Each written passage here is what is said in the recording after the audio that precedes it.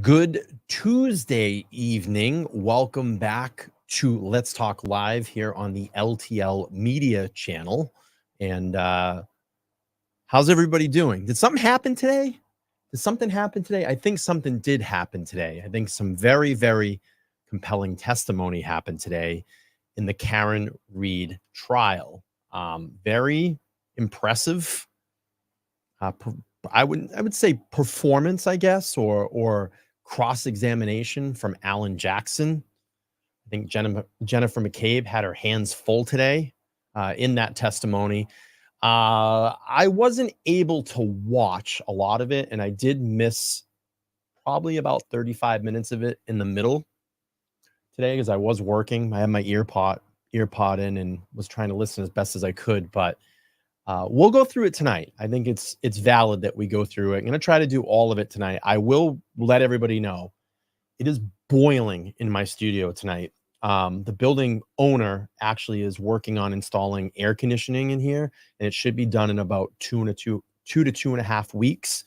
So I think as it's going to be pretty warm here this week, I think some of those lives are going to be back at home.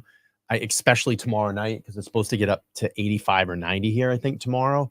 And I'm up on the 3rd floor and it's boiling in here tonight. I literally have ice packs on my fans to try to blow some cool air in. But anyway, I digress. You might hear some traffic noise because I have the window open, but we'll try to manage and get through it. But I want to welcome everybody in. It was insane day. Yeah, just an ordinary Tuesday, Bob. It was an insane day in the courtroom. I think everybody had been waiting for this over the weekend. They kind of felt like it was a Super Bowl. I kept hearing Christmas morning, and we're not done. Jennifer McCabe is going to be back up on that stand tomorrow in a full day in court tomorrow. I have a feeling Alan Jackson is going to probably take most of that day up tomorrow as well, too. But let's get into watching the testimony again today. I'm going to speed it up just a little bit. But before we get into that, I did write some notes down that I kind of want to throw out there. And just to kind of set off the tone of the show. So some notes that I wrote down at work today, and this was a very key note for me that I constantly kept hearing through Jennifer McCabe's testimony. And I have to just say this: when you constantly have to refresh your memory through documentation about the statements that you told investigators or you told a grand jury, you are hiding something, in my opinion. You are hiding something. You can't keep your story clear or concise. You need to go back and refresh because you are caught in lies. That's my opinion. You are caught in lies. And I think you got caught in a lot of lies today. Actually, I know you got caught in a lot of lies today. Alan Jackson was all over you like white on rice today. But when you are asking for documentation because you're trying to sort through, what did I tell this investigator? What did I tell this one? How did I line things up with Brian Albert? How did I line things up with my husband? How did I line things up with Higgins? How did I line things up with Lank? How did I line things up with Proctor? And I found that to be very interesting too, because what I'm noticing in this, what the McAlberts have been doing, is they're trying to distance themselves as far away from Trooper Proctor now, because they're going to try to turn it on him to be the fall guy, which he's a huge part of all of this, but they are just as much as Proctor. And I noticed that today. Jen said, well, the statements that I told him, it's the things that he either wrote down or the things that he said. That's probably advisement from her attorney, because he knows that she's pretty much caught up in this. And that's going to be probably some advice from her attorney. Distance yourself as far as you can now, because they're all caught. They're all getting caught, and they knew they were going to get caught. So I had that first out of the box. I love the moment, and I'm paraphrasing here. I don't have the direct quote, but just bear with me here. I'm paraphrasing.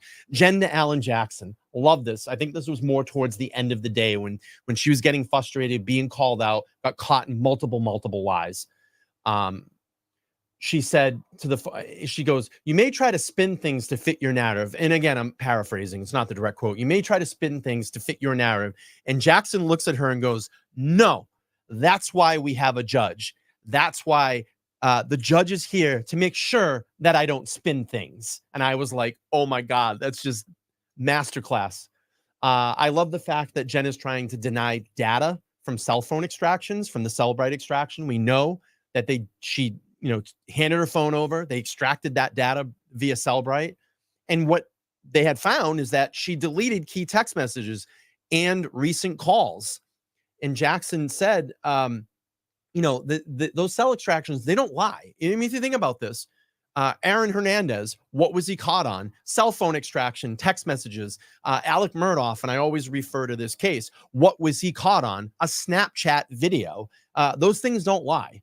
Even if you delete it, you cannot delete it. It will be there. And Jackson pointed out calls that Jen made to John, but then when he turned over her cell phone data, it showed that she deleted those text messages and calls. Why? It was on John's, but it wasn't on Jen's. Why? Because she's hiding something. And then I love this, the masterful statement that everybody, well, not everybody, but the three people that I find so far, Jen McCabe, Matt McCabe, and Brian Albert. What is the quote? I wish we did find a body that night so we could have reported it. And again, that could be a paraphrase, not a direct quote. But I remember Jackson saying, gee, sounds a little rehearsed. Kind of heard that one before. And that was masterful from Jackson. I was listening to Jess Machado on Twitter. She's from the Fall River Reporter. And if you haven't subscribed to her, please subscribe to Fall River Reporter over on Twitter. She live tweets when she's in the courtroom. Jess Machado, she was on my show a couple of nights ago. And I was listening to her conversation on Twitter after she had left the courtroom. And she reported today, and again, this is just her observation and opinion. She said that when Jen was looking at the jury today to get that confirmation, and again, that is a verbal cue, in my opinion. You're trying to convince someone of something, and that's when you start to directly look at them, look them in the eyes. I'm going to try to make my point and get it across. Jess Machado was reporting when she was doing that, when Jen McCabe was doing that on the stand, the jury wasn't buying it. They weren't having it. And again, that's just Jess's observation. They weren't buying it. But when Alan Jackson was speaking today, they were very in tune and taking a lot of notes. And she said it was almost like a tennis match.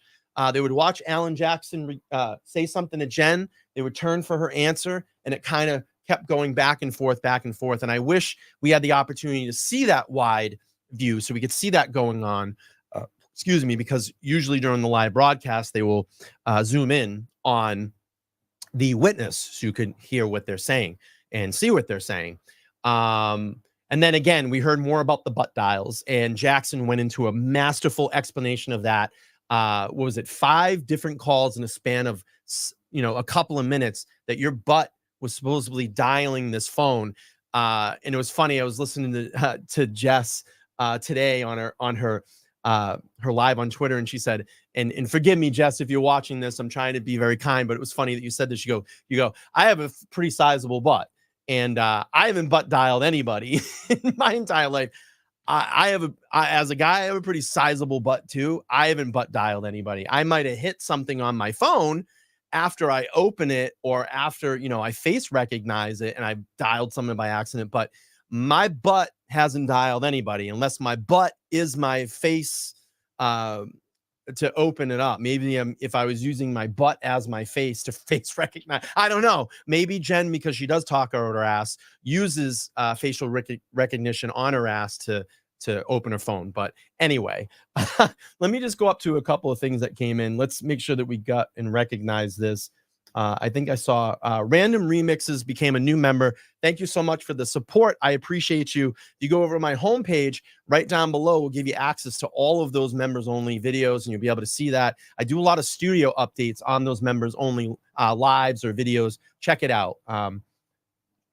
Let's see, a lot of people agreeing with me. Grant's Pants, love the name, love the avatar, says Jen was the most 100% honest liar today. I love that. All right. Let's not waste too much time. I hope you're all waiting, because I'm waiting to get in this. I'm going to try to do all of it tonight. It's going to be a very long live, but I'm going to try to speed it up as quick as I can. And obviously in between the sidebars, we'll skip through, but I got to hear this again, because I did miss about 35 minutes of it today. And I am looking forward to really absorbing this and talking our way through this tonight. Xander, thank you so much. Says, I love EDB, but she missed a big point in the group chat. Channel 4 wasn't at D&E for info. They were eating. Chris was told to insert himself and plant the narrative. Context makes it sound even worse. Well, thank you for the 10. I appreciate it. But without further ado, we're going to pull up this. Oh, hang on 1 second. I got a little echo here. Let's see. Let's pull up the testimony and go through that. Oh, I might have lost it. Give me a second here. I got to pull it back up. All right. Here we go. All right. Let's go to Masterful Alan Jackson kicking this off. Loved it right away. Came in hot. And we will sit back and enjoy this. All right. Here we go. I'm going to go down in the lower third. Actually, I'll keep right here. Here we go. Ms. McCabe, family is important to you, is it not? Yes. As a matter of fact, it's probably fair to say that family is one of the most important things in your life. Yes. You indicated on Friday that you know John O'Keefe, or you knew John O'Keefe, and you considered him a friend. Yes. You also indicated that you know Ms. Reed, and at some point you considered her a friend. Yes. But clearly, John O'Keefe was not family, was he? No. He was not a McCabe, correct? No. He was not an Albert. No. Karen Reed is not family, correct? Correct. Not a McCabe. No. She's not an Albert. No. Ms. McCabe, when you were at Waterfall on the evening of the 28th, going into the early morning hours of the 29th, you spent some time with John O'Keefe and Karen Reed. Correct. You didn't see any tension between the two of them at the time? No. Matter of fact, they seemed like a normal All right, couple. this is about as fast as I'm going to go, because if I go 1.5, it's going to be way too fast. So we'll do about a 1.25. We'll do this. I think it's going to be perfect for what we need to do tonight. All right, let's go. You? I didn't see them interact much. They were both engaging with you, correct? I had separate conversations with them. So John O'Keefe, we've seen from several videos, I'm not going to play the video, John O'Keefe was situated for the most part over in that corner as the camera is looking, the right corner of the bar, along with you. Oh, I also love this too today. I love this. Alan Jackson, when they're talking about field of vision, and she was like, oh, I look, it's the same thing with Matt McCabe. I wasn't looking at the lawn. I looked past it.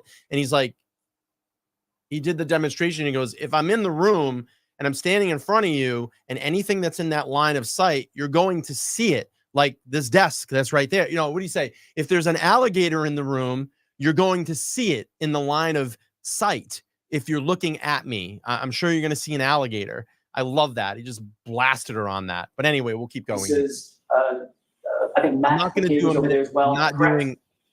I can't be I'm not sure, doing but I know I 1.5. spoke to It's way Karen too fast. in that corner. And certainly you saw nothing It to is what it suggest is. that there was any tension or discord between and among those individuals, certainly between Ms. Reed and Mr. O'Keefe, correct? Correct. When you left Fairview, were you among the first to leave or among the last to leave? I left there was 4 of us that left total. It was Which one? myself, my husband, Matt, Julie Nagel, and Sarah Levinson. Moon, thank you so much for the When you $4.99. walked out, Thank you. Karina Kolakis was close by, close himself, correct? Oh, wait, are you talking about leaving the waterfall? The wife. Oh, I'm sorry. I was confused. I was talking about Fairview. Leaving the waterfall? Correct. Yes, we were one of the last to leave. All right. And Ms. Karina Kolakis was sort of in tow right with you as you're walking out, correct? Yes. And Karen Reed, my client, was Way too also fast. heading that direction as well, correct? Can't Yes. even You hear said Jackson. something to Ms. Reed, did you not? As you walked out. We were in a conversation. Yes. Did you say specifically, you're coming with me? All right, I'll take. No. You didn't say that. I'm going to take the vote in the room.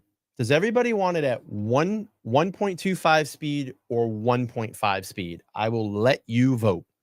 Go now. Drop it in the chat, and the consensus is going to win. 1.25 or 1.5? I will let the chat decide.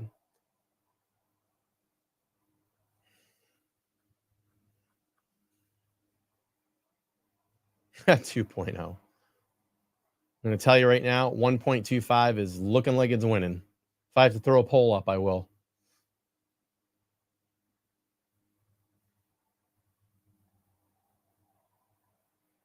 I know 1.33 would be the best. I'm going to just do a poll. I don't want to waste too much time on this. I think it's kind of a ridiculous detail tonight.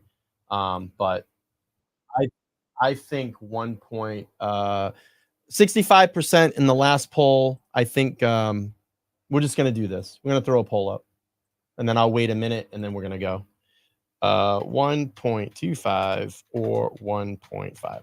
Here we go. I'll let you vote. Okay, poll at the top. You choose. Go. We'll give you a minute. I'm going to give you a minute. Poll at the top. You choose the speed. I think 1.5 is going to be way too fast, but y'all can vote.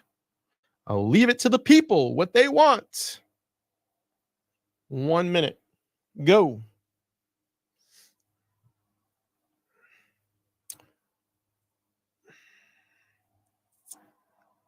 And if you got to duck out, it's fine.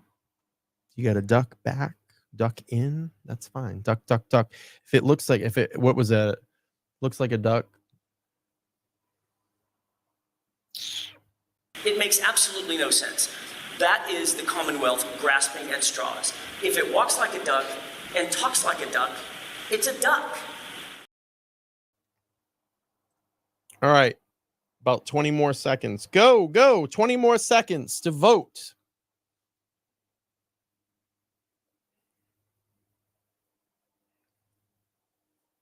Let's move. I want to get this live going. I don't want to be here till midnight.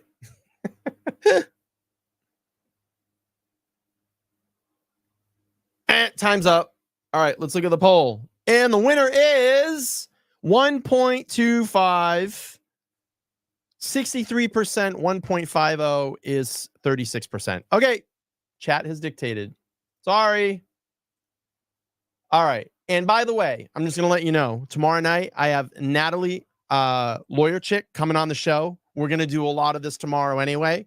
So if you get a duck out. You want to come back tomorrow, that's fine. But she will be here live on the channel tomorrow with me at 8 p.m. Eastern Standard Time. And we're going to talk everything Karen Reed, and you're going to get to hear a defense point of view. And I cannot wait for that live. All right, let's go. Not exactly those words. What exactly were the words that you used? I said, why don't you come with me? And you even waited outside in what was ultimately freezing cold temperatures for the street, correct? Yes. If you could take a look, Your Honor, with court's permission, Exhibit 53, I'd like to play about maybe a 15-second clip from that. Okay. Actually, it's a little bit longer than that. It may be a minute. Can we pause this, Mr. Dix?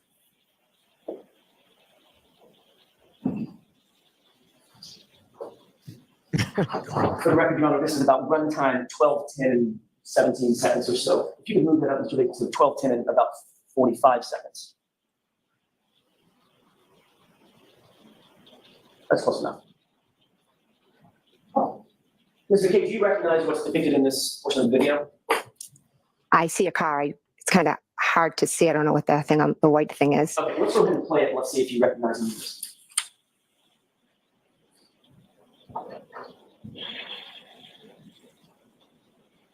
Pause, please.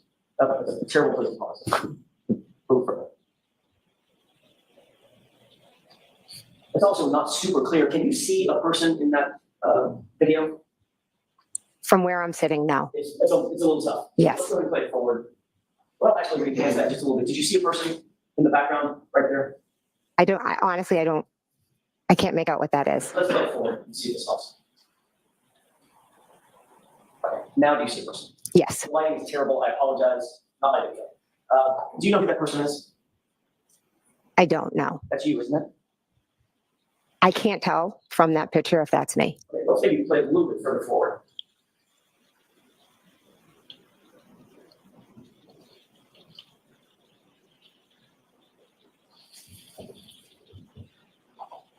I'm guessing it's probably like a flag outside the building.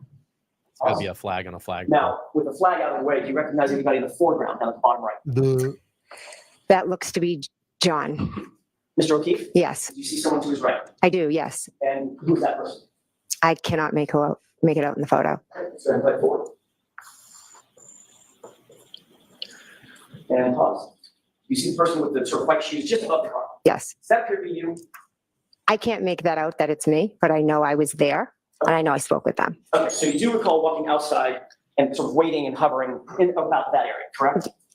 I was talking with them. Okay. Does it appear that you're talking with them? No, See, this to me is where Jen was trying to, in my opinion, was trying to think that she was smarter than Jackson. I think she was trying to play it out here. I'm going to correct him. I'm going to play this. I don't see it. I don't recall. That's what she's doing here. She's testing and to see if that she can get one over on Jackson. But I'm going to tell you, it's just the house of cards falls pretty quick. it looks like they've walked away. Right. As a matter of fact, it looked like they walked away without talking to you outside, correct? Well, do you have video of moments before that when I was standing talking to them? Well, see, this is the point where I get to ask the questions Right. and you get to answer me. So I'm asking you, you see yourself standing in the parking lot, Jordan after Cartman. John and the person to his right and walking on. Yes. Okay. Let's play it for just a few more seconds. I'm going to turn this up a little bit. Pause. And what do you appear to be doing at that moment? Walking to my car. Okay, so you turn around and left after Mr. O'Keefe and the person to his right walking, correct? Correct. As you sit here, even though the video leaves a little to be desired, you know that John O'Keefe left with Karen, correct? Yes, So the person to his right, the more petite person with long hair, that would be Karen. I would assume. Okay. So you waited out in the parking lot Love for a the few minutes name. after you said or Joe joked, McCabe's tooth. you're coming with me or something like that, correct? I wouldn't. No, I was speaking to them and then I walked to my car. You didn't say, so Mr. O'Keefe, you're coming with me. You said to Karen Reed, you're coming with me or something to that effect, correct? Mr. O'Keefe was not outside when I said to Karen, Average Joe's, here's for you. I like that name, by the way. Yeah, $2 Canadian. Thank you so much. Says Inspector Jen is about to get schooled. Absolutely about to get schooled. you're coming with me. I told Karen, you're coming with me because John was still in the bar with Matt. So you asked Karen to come with you in your car Yes, to give her a ride, yes, separate from John O'Keefe. yes. I figured he could go with Matt because they were still in the bar. Was there a reason why you wanted to separate Miss Reed from Mr. O'Keefe at that moment? No, Why not just walk to your car with Matt and go where you're going to go? Matt was still inside. So you thought it was important enough to make the statement, you're coming with me or something to that effect, to my client, to separate her from John O'Keefe, even though your testimony is John O'Keefe was just inside the bar. Objection. Sustained as to that form. Ask it differently. Sure. Did you believe it was important at that point to ask Miss Reed to come with you, which would separate her from John O'Keefe? There was never, I mean, you got to think here, Paula, 2.5 years of this. And now you have the people that are on the stand looking you in the eye and they're lying. And you have to sit there and listen to their lies because you know the truth. And she's cooked. She's fried. Uh-oh. Uh-oh. What's going on, little engine that could? Uh-oh. We got a spinning wheel. That's not good. Come on, little engine that could. There We'll we get to go. that as well. I'm asking for a yes or no question or yes or no answer. By definition, your invitation would separate Karen from John, would it not? Objection. Right over. Sustained. Move on. Would it or would it not separate John and Karen for the right over? Objection. Sustained. Now, when you arrived at Fairview, some folks were already there, correct? yes, Who was already there? Brian Higgins, Brian Albert, Nicole Albert, Caitlin. See how she's looking up? See how she looked up there? She's trying to remember to keep her story straight. That's what she's doing. And then she does that whole thing when she starts to look at the jury now. I'm going to convince you of my story. A lot of them are doing that through this trial. Albert, Julie Nagel, Sarah Levinson, and Brian Albert Jr. And then you arrived, as we saw, you walked through the parking lot, got in your car, you arrived, I presume, with your husband, Matt McCabe. Yes, correct. I want to ask a question about Mr. Higgins. Mhm. You testified on Friday that you saw his vehicle when you got to the scene, correct? Yes, And you said that it was pulled up a little bit in front of the mailbox, correct? yes. Can we have exhibit 66 with the court's permission, please? Okay. This is a digital model of the location. Do you recognize this? Yes. There appears to be a relative scale model of 34 Fairview. Yes. Welcome in, everybody. Hit that like button. This would be the front door, correct? Yes. And where's the mailbox? If you can point to it with a laser pointer. Okay, so you're pointing to an area just in front of a car that's in the driveway, correct? Yes. And then the driveway is to the right, Yes. and then along this line is the front lawn area and property line of 34th Fairview, correct? Yes. You indicated that that Jeep was just a little bit in front of the mailbox, meaning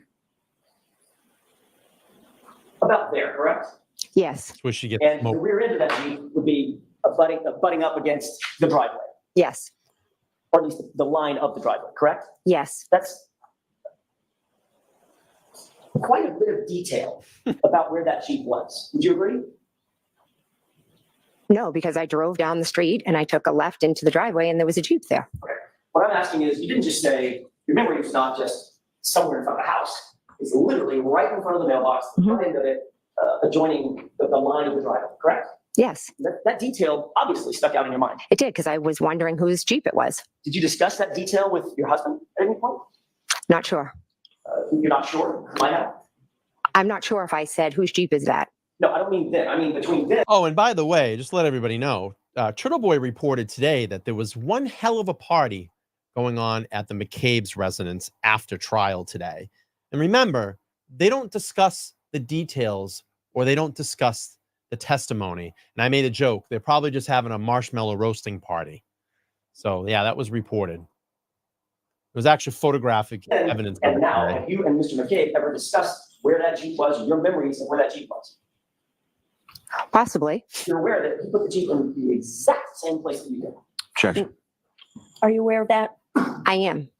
Oh, wait. No, Oh, excuse me. what about- Repeat the question. You're aware that he puts the Jeep in the exact same spot you just put the Jeep, right in front of that mailbox, right? I know he knows where the Jeep was. I'm not aware what he said in here. Does he know where the Jeep was because you told him? So she's trying to say that she has no idea what her husband testified to in court the other day. She's trying to say that they didn't have a conversation.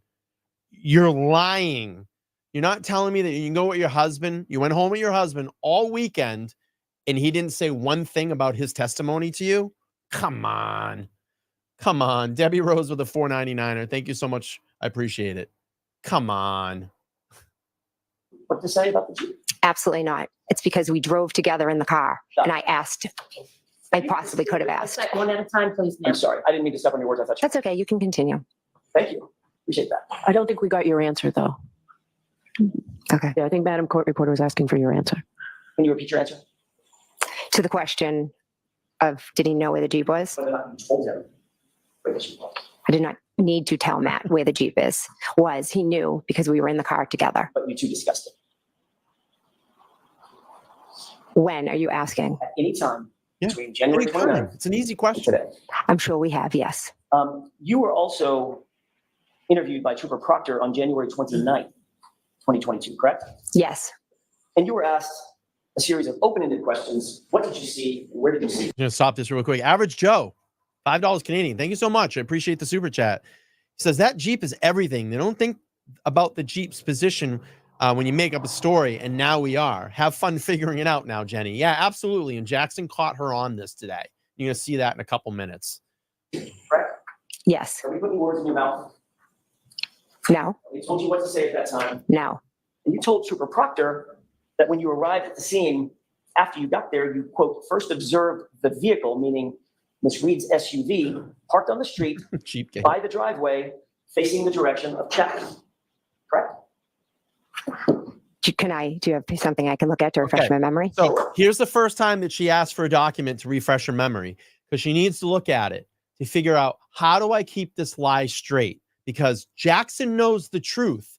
Now she's going to try to look at this. I got to look at documents. I need to know what I said. I need to know where the positioning of all this stuff is. So he's making her do mental gymnastics right now, major mental gymnastics. Now he's catching her. And this is where it goes into this whole thing. Like, I got to look at documents. I got to look documents. And my first opening statement in this live tonight was what?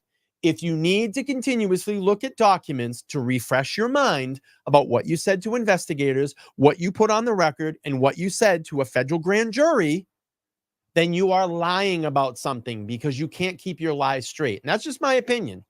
I'm going to ask a lawyer tomorrow. I'm going to ask Natalie Lawyer Chick tomorrow night when she's on my show. Am I correct on something like that? All right, let's keep playing. Do you not have a memory exactly what you told Trooper Proctor? Well, I know what I Yes or no? You need your memory refreshed? I would like to see what the report says, please. Permission? Yes. Thank you. All right, I'm going to speed this up while she's reading. While she's reading, we'll double time it. Paragraph 3, this is the face page. You'll review that, especially the highlighted portion. Let me know if you Now she's thinking, all right, how do I get through this? What do I have to say? How can I twist this? That's what's going on right now. Does that refresh your recollection? Yes, I know I told I'm asking you, I'm so sorry to do this. I don't mean to be rude. I'm just asking you, does that or does that not refresh your recollection? regarding.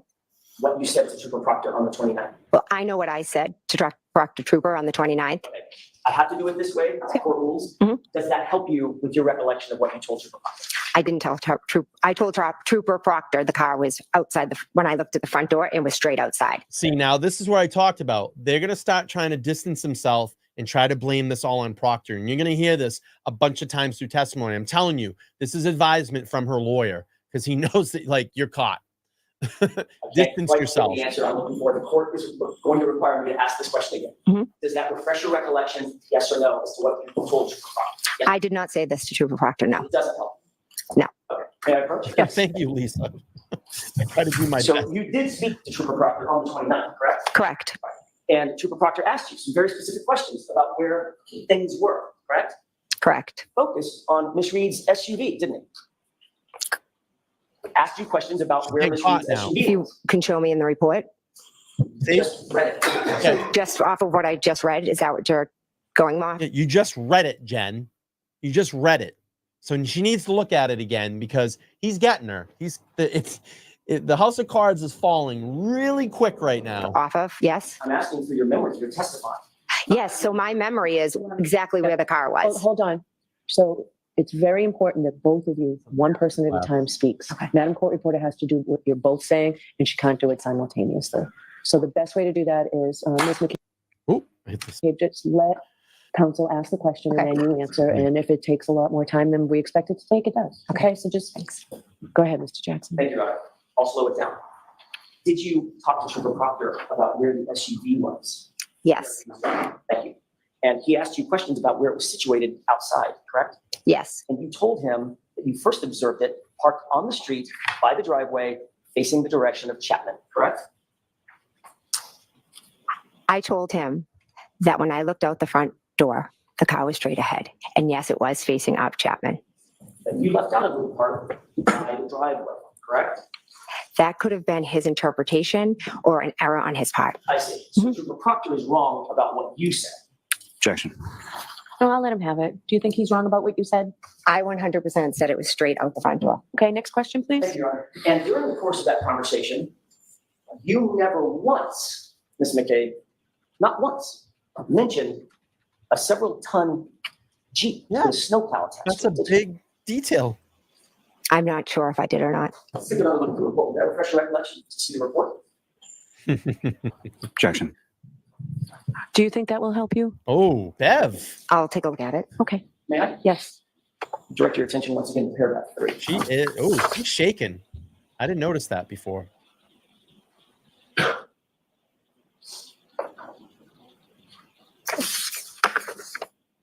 You had an opportunity to review. I have, yeah. May I approach on it? Yes. That looks like a report from Trooper Proctor of your interview, correct? Correct. That interview was taken. Quick, welcome in everybody. Just make sure to smash that like button when you come in. Let's try to get this up. I don't know how many likes there are right now. If we can get to like 250 likes, that'd be great tonight. All right, let's keep playing through this. On January 29th, correct? Correct. That interview was taken just a few hours, not days or weeks, hours after the events in question, correct? Correct. And you were asked what you saw, what you observed in front of 34 Fairview on that morning, correct? I'm sorry, the night before, correct? He asked specific questions about Miss Reed's vehicle. Okay. And when you said where you remember Miss Reed's vehicle being, you placed it in the exact spot where you're now saying there was a Jeep with a snowplow, right? Incorrect. I never placed Miss Reed's car in the spot where Mr. Higgins' vehicle was. So as Trooper Proctor was taking notes about what you were saying, he just got it wrong. You'd have to ask Trooper Proctor. I will. And you never mentioned, according to that report, not one word about a Jeep, right? I may never have been asked about a Jeep. So if you weren't asked about a Jeep, you also weren't asked about a Nissan Altima. Mention that? No. Right. Because what he asked you was, what did you observe in front of the house? Ma'am, that's what he asked you, wasn't it? No. And you said, I observed her car by the house. No. And you never mentioned a Jeep, did you? You are not portraying what the conversation was. Did you or did you not mention a Jeep sitting on that, right by that driveway, Trooper Proctor? Yes or no? It's not in the report. I don't recall if he asked me about a Jeep.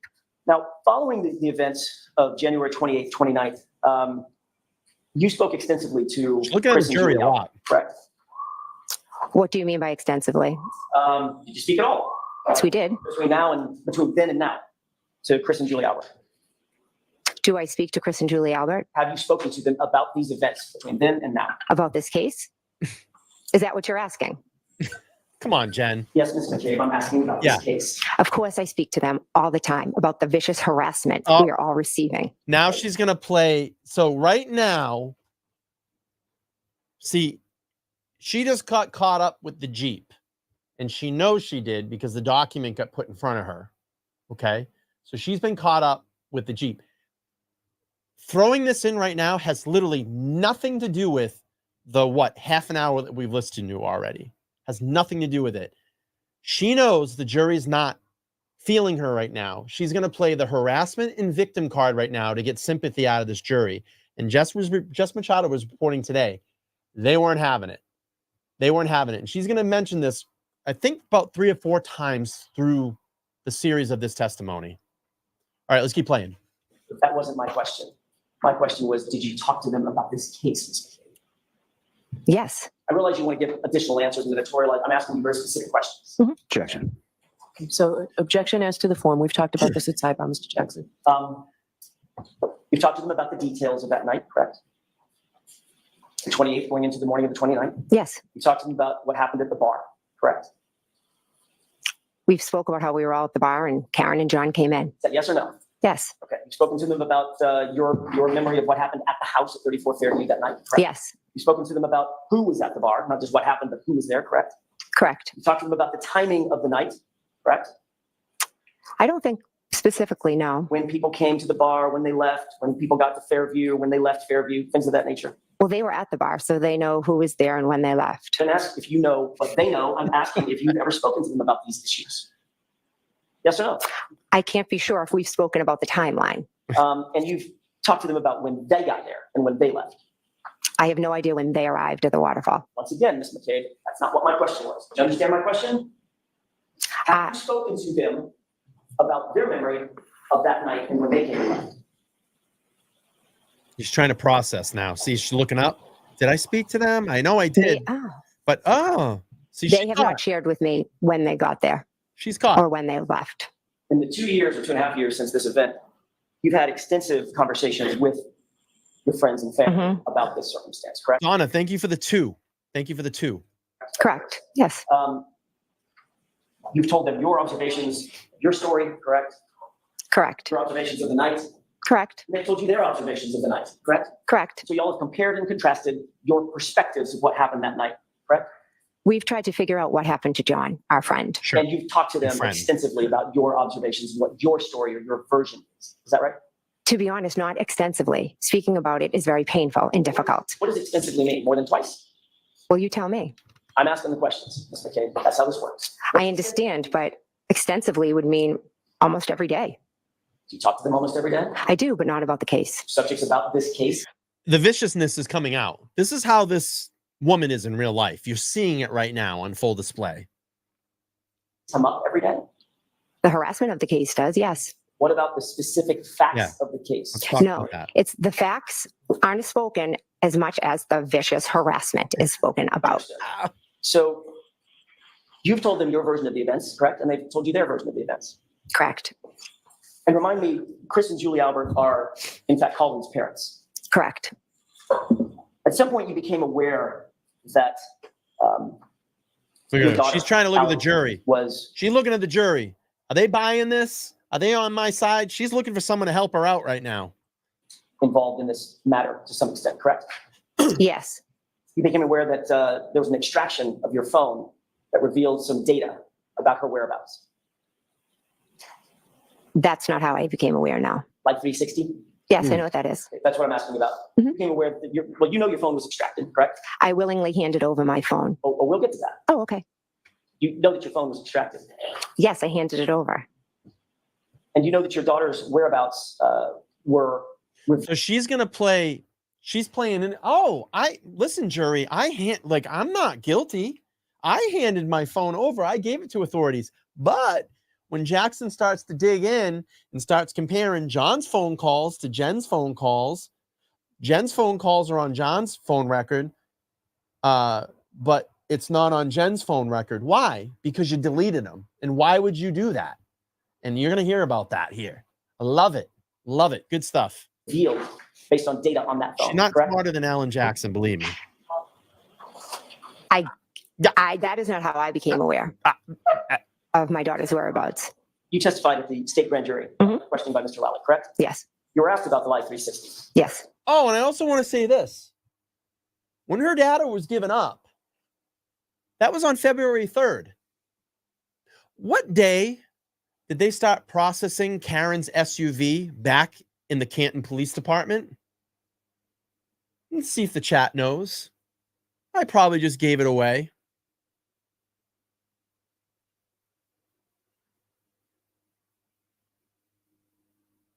So Jen gave her phone up on February 3rd. What day did they start processing Karen's SUV? February 3rd. Right. See how the story's all shaping out here? You answered those questions very fluidly. Yes. Yes, I know what Live 360 is. I use it all the time. It's an app, etc.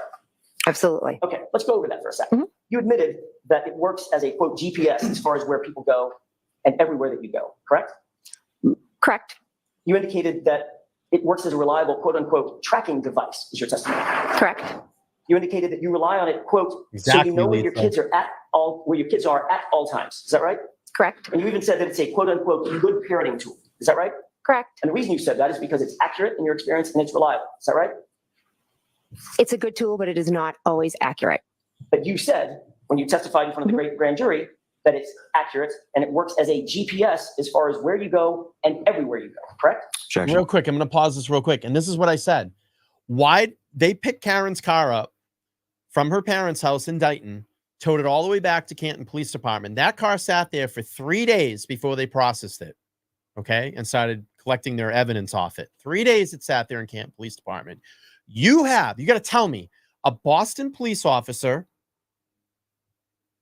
was killed, murdered, like you said, okay, and you're going to wait 3 days to process the potential murder weapon? I mean, I would have a team in there that night collecting data off of that vehicle, collecting evidence off of that vehicle. 3 days because they needed to conjure up the story. What did everybody say? What was on their phone records? What was everybody talking about? Where was everybody? Okay, let's manipulate it all. And now we're going to point it all at Karen Reed. That's what happened. Did you say that? Can I see it? I'm going to see Sure. it again. Refresh my memory because I don't know what I said. All right, I'm going to speed this up while she looks at the document.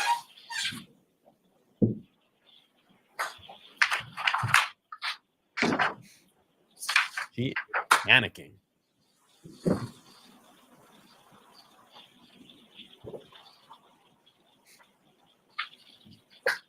Yeah, which one? Yes.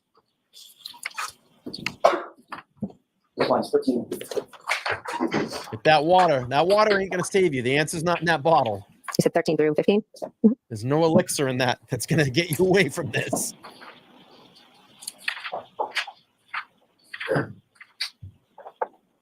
Okay. Yeah, no? Yes. Does that refresh your recollection? It does, yes. Question and answer? Oh, I just don't see the word accurate on there. I don't know if I missed it. Mr. McCabe, does that refresh your recollection? It's the question and answer about whether you said it works as sort of a GPS as far as where you go and everywhere that you go. Correct. And your answer was, yeah. Correct? Yes. So where did Allie go after she supposedly dropped off Colin Albert? She went nowhere. Did you check her Life 360 app to verify that she went, quote, nowhere? At that point, I had no reason to check her. So the answer is no, you didn't. No. Okay. Did you ever verify through the 360 app that in fact Allie did not go home, but rather was out driving until after 1:30 a.m.? Ever check the app and see that? Did I ever check Life 360 app for that? Yeah. No. Okay. But you believed her when she said she came home. Yes. And just like you believed her when she said she picked up Colin, dropped him off, and then came home. Yes. The Alberts have a dog, had a dog, I love this. correct? Oh, I love this. I love this. You come up in the room and the dog doesn't jump up and alert anybody. Where was the dog? Oh, I don't know. And I said that a couple of days ago on the live. We were talking about this. Dog's supposedly in the room. Dog's there to protect the owner. Dog's there to alert the owner. And you go in the room and it was hard to wake up Brian and his wife. So where was the dog? Why was the dog not barking? Yes. What's the dog's name? Chloe. You indicated that Love this. on the morning of January 29th, after 6 a.m., it was still relatively dark out, you burst into the bedroom of Brian and Nicole Albert's home, correct? Yes. You did that specifically to wake up, according to you, Brian Albert and Nicole Albert, correct? Yes. Where was Chloe? I don't know. So you'll agree that, at least from their perspective, you walked in the front door unexpectedly, correct? Yes. You walked upstairs unexpectedly, correct? Yes. Still dark outside, right? Yes. You walked through their door, and you said you burst into the door into Yeah. a dark room. Why where is they the were dog sleeping, not correct? jumping up? Yes. Mr. Albert said that you were somewhat hysterical. Did you agree with that? Yes. You were loud, right? I was trying to wake them up. You were somewhat chaotic. Yes. And you don't remember a 70-pound German Shepherd Yeah. having any reaction. No. Matter of fact, you don't remember the dog being there at all, correct? Correct.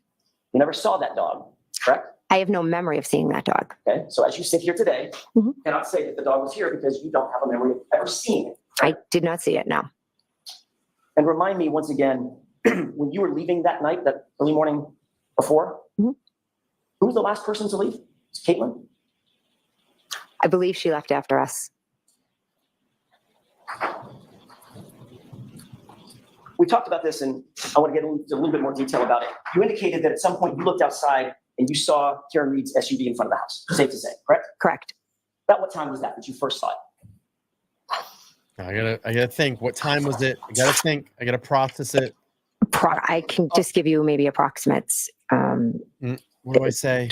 I know I texted when I saw them, so whatever time that was. Yeah. So you tell me All the right, time. let's see if we can narrow that down just a little bit. You also indicated that you saw Ryan Nagel's vehicle outside. You get smoked there. Saw lights. Okay. Lights belonging to the vehicle, right? Yes, I knew there was another vehicle outside. And where was that in relation to Miss Reed's vehicle? It was behind it. I didn't pay much attention to it. Okay. And where was the Jeep in relation to Ryan Nagel's vehicle and Karen Reed's SUV? I remember seeing Karen Reed's SUV straight, and then I saw the lights of Ryan Nagel. I did not pay attention to where it was. I was just looking at Miss Reed's vehicle. Was Ryan Nagel's vehicle and those lights that you remember, Mhm. were they in front of the Jeep or behind the Jeep? I am not certain. Haven't you testified previously that you remember the Jeep being between Ryan Nagel's vehicle and the SUV? Oh, shit. Caught me. How am I going to do this now? We're going to. I am not certain where Ryan Nagel's vehicle was. So as you sit here now, you don't know if it was in front of the Jeep as you placed it by the mailbox. It would be, Mhm. Behind the Jeep or somewhere in between. it definitely was not in front of the Jeep. Definitely was not in front of the Jeep. No. So definitely behind the Jeep. Behind or to the side, I'm not sure. Oopsie. it's parked on the street in front of the house. It's not going to be Uh-oh. beside the Jeep, right? That's going to be in the middle of It the road. would have been in the middle of the road, correct? So if it's pulled over, it's behind the Jeep. Okay, so now we've narrowed that down. It's Karen Reed's SUV. As we're looking at the property, Karen Reed's SUV. To the right of that, as we're looking at from the street, at the property, to the right of that Jeep, behind that Ryan Nagel's vehicle, correct? Correct. You sure about that? Uh-oh. If my memory serves right, yes. If your memory serves. Okay. So you were asked about the arrival of Mr. Nagel's car at the state grand jury. Do you recall that? I believe so. That was in April 26th, 2022. Mhm. Just Okay. remember. Okay. Does that sound about right? Yep. I expect you to Yes. arrive that day. Yes. Excuse me. You were asked what time did you see Ryan Nagel's vehicle arrive at the location, and you indicated that it was 12:23. Remember that? Do you have it? I do. Yeah. So she got to refresh her mind again. Because she's like, what did I tell them? What did I say? How Yes. am I going to spin this? All right, we'll speed it up. He's like, fuck. Lines 21 down the highlight. Okay. Mayor? Yes. She's like, oh, I wasn't ready for this. Do we know what time the brother came, meaning Ryan Nagel? Okay. Correct. And the question from Mr. Lally was, that was from a grand juror, the question from Mr. Lally was, if you know, correct? Correct. And your answer was, I believe he was out front at 12:23. Is that right? Correct. And the reason you could be so precise with that time, Ms. Tomorrow McCabe, is a full is day. because you had asked Julie Nagel to give you her text messages with Ryan for that night, and you'd refresh your recollection about the time, correct? Correct. And you've also testified that as soon as you saw Ms. Reed's SUV, you texted John. Is that right? Correct. Here, exclamation point, question mark. That was the first text, right? Correct. But your text to John was at 12:27. Recall that. Yes. That's 4 minutes after you know Ryan Nagel arrived at the scene, Uh-oh. correct? Correct. Since Karen Reed arrived before Ryan Nagel, she and John had to have been there 4 to 5 minutes before you ever saw her SUV, correct? Objection.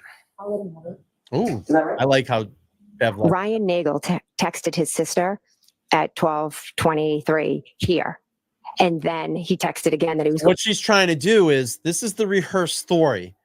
This is the story that they've all rehearsed. So even Jackson's getting the truth from her, deflecting her from that story and getting the truth, she's going to go back and revert back to that. I'm going to look at the jury and say, you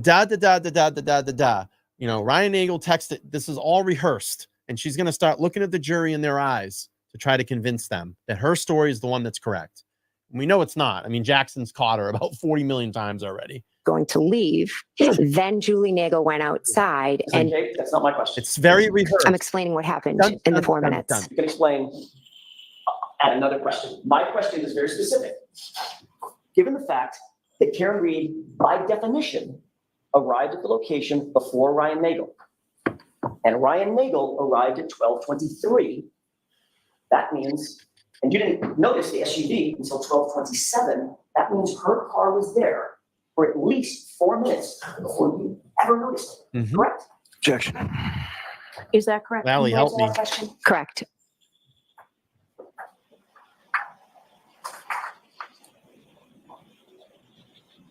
The snow condition. We've heard a lot about the snow condition. I'm not going to beat that dead horse. But Lally. it's safe to say that you would agree with me that it was a light dusting of snow, correct? And I should be specific about the time. It was a light dusting of snow at or around 12 to 12:30, 12:45, something like that. It was starting to accumulate. And accumulate means stick to the ground, not just fall and melt, Right. right? Yes. So it was starting to turn like a very thin blanket of white. Yes. You indicate that, or you indicated on Friday that you saw some sort of tire tracks. Is that right? Oh, I like this. On Friday? I don't believe. I thought in your testimony, I Mr. just- Wiley, on Friday, you indicated that you saw some tire tracks. I could be wrong. Yes, I don't remember that. Okay, well, let me ask you, did you see any tire tracks? At one point, yes. Okay, when was that point? I'm not sure. Was it before Ms. Reed's vehicle got there? Was it after? Let's use that as barometer first. I believe it was after Miss Reed's vehicle was there because that's why I was drawn to look outside. And what did those tire tracks look like? How would you describe them? Almost like as a wave went like this. So Like a half J? to my recollection, it was almost like started if Miss Reed's vehicle's here, let's pretend it was kind of like that. Just Like a bit of a wave. So if you started on coming towards her, it'd be more of a wave, okay. like this in the road. What it sounds like is perhaps, I don't want to put words in your mouth, but perhaps what you're describing is tracks in the middle of the road. If someone is pulling off parallel, they would pull to the right and then stop. And those are the tracks that you saw. That's the wave that you saw. It wasn't up to her car. It was. Oh. It doesn't look like your description. Okay, fair enough. Fair enough. I'm just trying here. So if it didn't go up to her car. Mhm. Those tracks belong to somebody else. Well, when I saw her car, it had already moved up, Well, wait a minute. You already said that when you saw her car, it was directly in front of you. and then it moved at one point. Right? That's what I'm asking about. Let's just take the point at which you first saw the car. Mhm. Is that yes? Yes. Okay. When you first saw the car, Mhm. that's when you saw the tire tracks. You just said that. No, I did not say when I first saw the car, I saw the tire tracks. I thought you just said a couple of questions ago that you saw the tire tracks because your attention was drawn to her car. That would be the first time you saw her car. Right? I'm saying Oh. I saw the tire tracks because I was looking out at her car. I never said when I saw the tire tracks or where her car was when I saw the tire tracks. Well, I thought you just said, because I asked, when did you see the tire tracks? You said, I saw the tire tracks, but I looked and saw her car because my attention was drawn to her car. I saw the tire tracks. That would be the first time you looked at her car, correct? It's not, doesn't have to be the first time I looked at her car. Oh. I looked out multiple times. Did you see the tire tracks the second time? Did Well, I'm not exactly sure. you see them the third time? Again, I'm not sure. Okay, so it could have been the first time. Could have been. But they didn't lead to the back tires of her car, did they? No.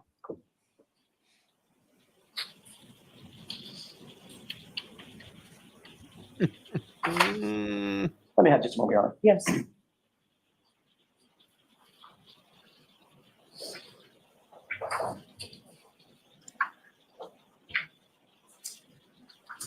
In addition to Trooper Proctor interviewing you on the 29th, he also gave extensive testimony on April 26th, 2022 in front of a state court grand jury, correct? Correct. And you were asked about the location of Ms. Reed's vehicle. I'm still staying with that for just a quick second, if you don't mind. Is that right? Correct. Man, is Alan Jackson not the coolest mother in the room? Come on. When he is, doing cross, he is the coolest mother effer in the room. He is so poised and so on. This dude is a smart guy. You're not getting anything past them. All right, let's keep going. You were asked where that SUV was in relation to Ryan Nagel's car. He Is that a right? cool mother effer. Would I be able to look at it to refresh my memory, please? Gotta look Well, at that let's start with document this. Do again. you remember being asked about Karen Reed's SUV and Ryan Nagel's truck? To be honest, I've had a few grand juries, so if you could show me what you're talking about, I would greatly appreciate it. Yeah, Karen has been laser focused on Ken McCabe the last 2 days.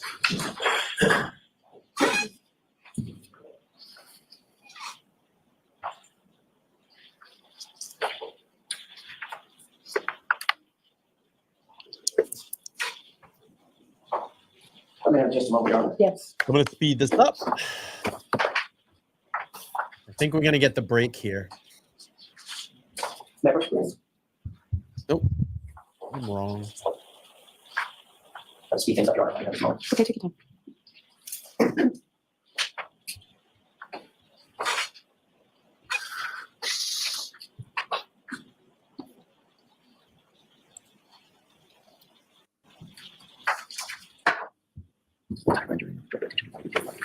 Grand jury testimonies. Thank you. That's the entirety of your state court grand jury. Okay. I'm going to direct your attention to pages 182 to we go. 187. You can probably scan those pretty quickly and just let me know after you scan those. Okay. Those pages, I should say. Deanna Miller, thank you for the 20. Said late to the show, but what on earth could the McCabe's be celebrating? Jen was trying to distance herself from every little thing. She lied about so much. She's seething. Today was amazing. Tomorrow will be epic. I couldn't say it better myself. Thank you so much for the 20. I appreciate it. All right, let's keep going here.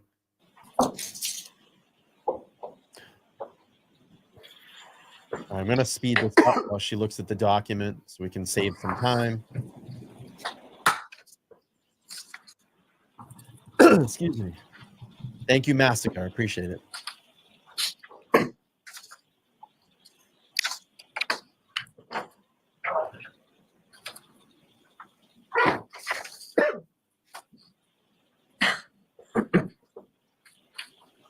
Now she's like, what can I say? What can I do? How do I keep all of this straight? What did I say during each grand jury? What did I tell Lally? What did I tell Proctor? That's what's going on. How do I keep this straight? The words are there. The words are in testimony. The words are in documents. You can't change that. That's what you said. Look at Jack. Yes, thank you. Thank you. You have an opportunity to glance at those. All right, here we I go. did, yes. As you glance at those pages, my question is a relatively simple one. I wonder if you have an opportunity. At no point, when you were describing the vehicles that were out front in front of 34th Fairview on that night, at no point, Did you say a Jeep? in front of that grand jury, did you ever mention a Jeep? Did you? I was not asked about any other vehicles out front. So when you were talking about the vehicles that you saw in front, there was some painstaking detail, talking about the black SUV and Ryan Nagel's truck. You just left out the Jeep because nobody asked you about it. I didn't read anything in that about Ryan Nagel's vehicle. Did you miss it? I must have. Okay. Is it in there? Yeah, it is. Okay, In fact, asked about Ryan Nagel's Jeep, weren't you? if you want to show me. Well, I don't want to sit here. Did you review your transcript? Just read I it love all. I this. didn't see it. Ms. McCabe, Objection. you can't interrupt when I'm talking. Okay. And I will do the same for you. Okay? As you reviewed those pages, you were asked about the cars that you saw in front, did you not? I was asked about Miss Reed's vehicle. Okay. And at no point did you mention Just gonna try a to stick Jeep to that. being behind Ms. Reed's vehicle, as you testified today, correct? The questions were all about Miss Reed's vehicle. Why are you At no looking at the point, my jury? question is this, it's yes or no? You did or you didn't? Did you mention ever in that grand jury that there was a Jeep behind Ms. Reed's vehicle? Yes or no? I'm not sure. I'd have to read it all. As you sit here, do you recall mentioning the Jeep? I was asked about Miss Reed's vehicle, and those are the questions I answered. I can't, you need to keep your Okay. hands up, please. Sorry. Let's try this again. As you sit here, do you recall mentioning the Jeep? I would have to reread Oh my the God. transcript. You don't have to reread the transcript to answer that question. Do you recall mentioning the Jeep? If you don't, you don't. Right. I may not have been asked about the Oh Jeep, my so I did God. not mention the Jeep. Fair enough. Did you, Mr. Higgins, between then and now, between the date of the incident and now, have you ever had a conversation with Mr. Higgins about where his Jeep was parked? No, You ever had a conversation with Mr. Higgins about You're right, anything Trisha. having to do with this case? I do not believe so. Did anyone, leaving Mr. Higgins aside, did anyone tell you anything about Mr. Higgins' Jeep and what he testified to? No, Were you ever asked by anybody Excuse me. to mention a Jeep being behind Ms. Reed's SUV in this trial? can you repeat the question, please? You ever asked by anybody to make sure you mention a Jeep being parked behind Ms. Reed's SUV in this trial? Not that I recall, no. After you arrived and you noticed this SUV outside, you started paying somewhat close attention to it, did you not? I went to the front door and looked out the window at the vehicle, yes. As a matter of fact, you texted as soon as you saw the vehicle, that 12:27 here, correct? Correct. And then a few minutes later, at 12:31, you texted, "Pull behind me," to John. Is that right? Correct. And then at 12:40, you texted, "Hello," correct? Correct. And at 12:42, you texted, "Where are you?" Correct. And at 12:45, you texted, "Hello," correct? Correct. So that's 5 text messages. And each time you texted him, you were walking to the door This and is looking at the great. vehicle. I love as you're this. texting, correct? I know for the first 2 I was. So that would make it 3. You testified at another hearing, another proceeding on June 8th, 2023, correct? Correct.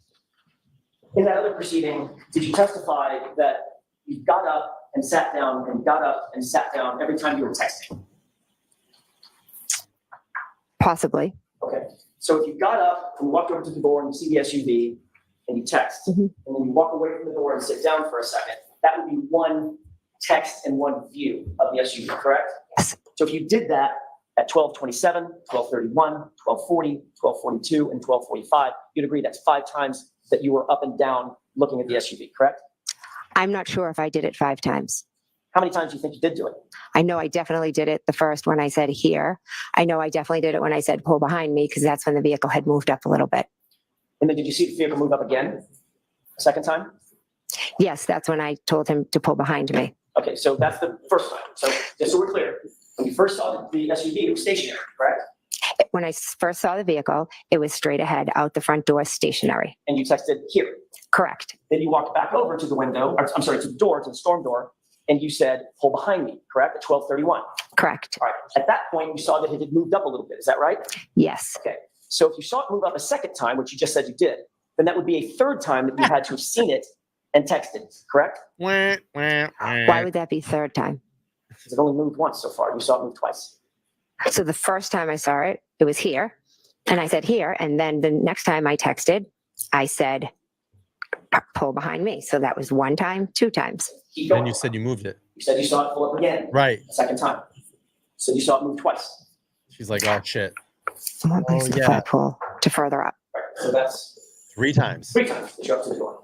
Okay. So yes. I'm telling you, my memory is twice to the door.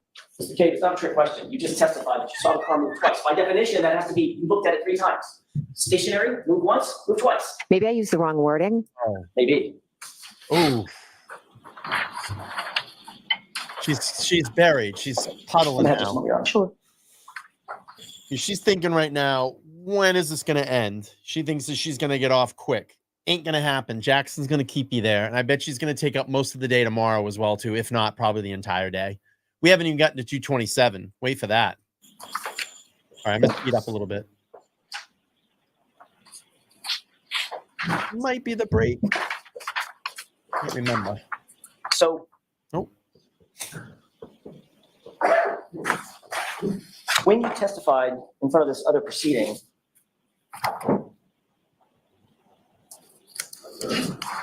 didn't you testify that you walked up and sat back down 5 different times, watching that car and texting every single time? Would you be able to show me that? It's gonna take a minute. Mm-hmm. See, I got to speak it again. Excuse me. All right, we'll speed this up.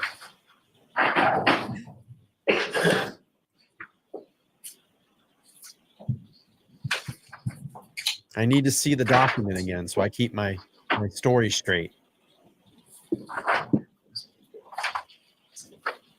No, Scott, they were all celebrating today. They were all seen out after trial. 11 cars in the driveway. What were they all doing?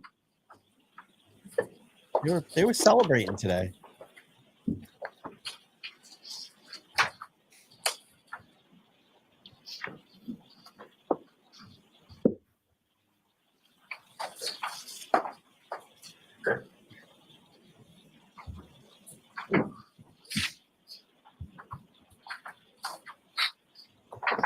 May I go? Yes.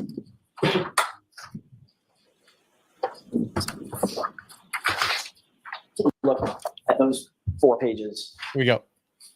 For the record, that's pages 780, 784. Okay. McCabe. Base stamp. After you've had a chance to review that, just look up and let me know.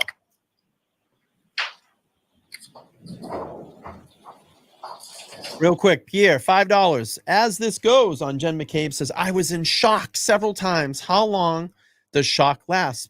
Medically, not hours. Wow, yeah, 100% agree. All right, let's speed this up a little bit.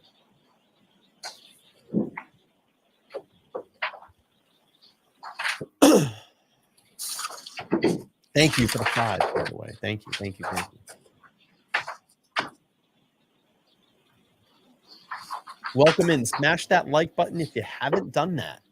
Going over the testimony of Jen McCabe on first day on cross. Reading the document. How do I keep this straight? What did I say? Just run up on one. Here we go. Correct. My husband and I were both getting up and looking. So I didn't ask you about cousin. Okay. Just about you. The answer is correct. yes, So you're indicating that you're trying to communicate with the occupant of the SUV that was sitting, what would you say, 30 feet outside the front door? I'm not good with distance.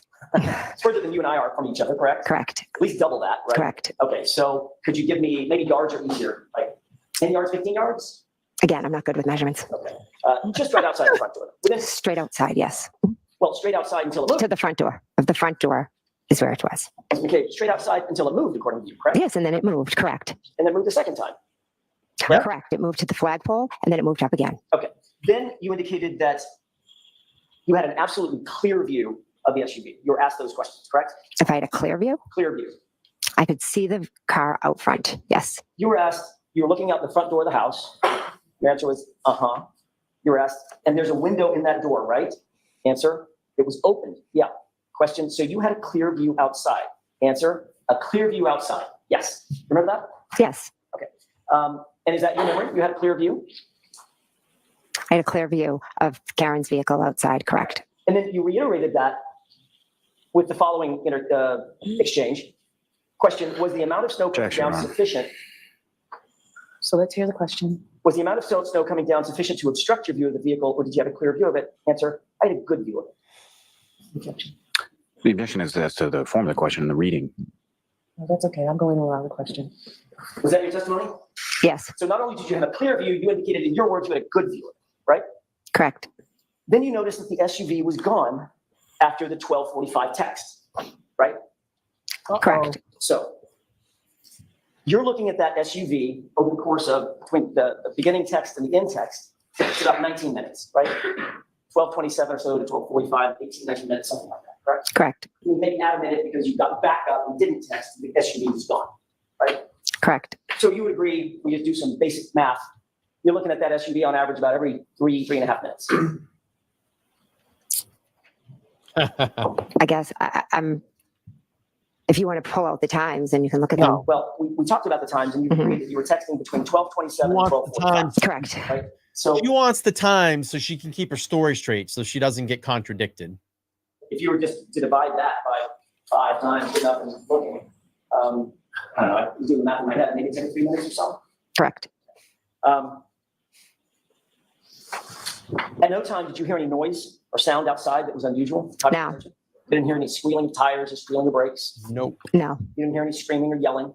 No. Nope. You didn't hear any loud voices or foul language or door Nope. slam.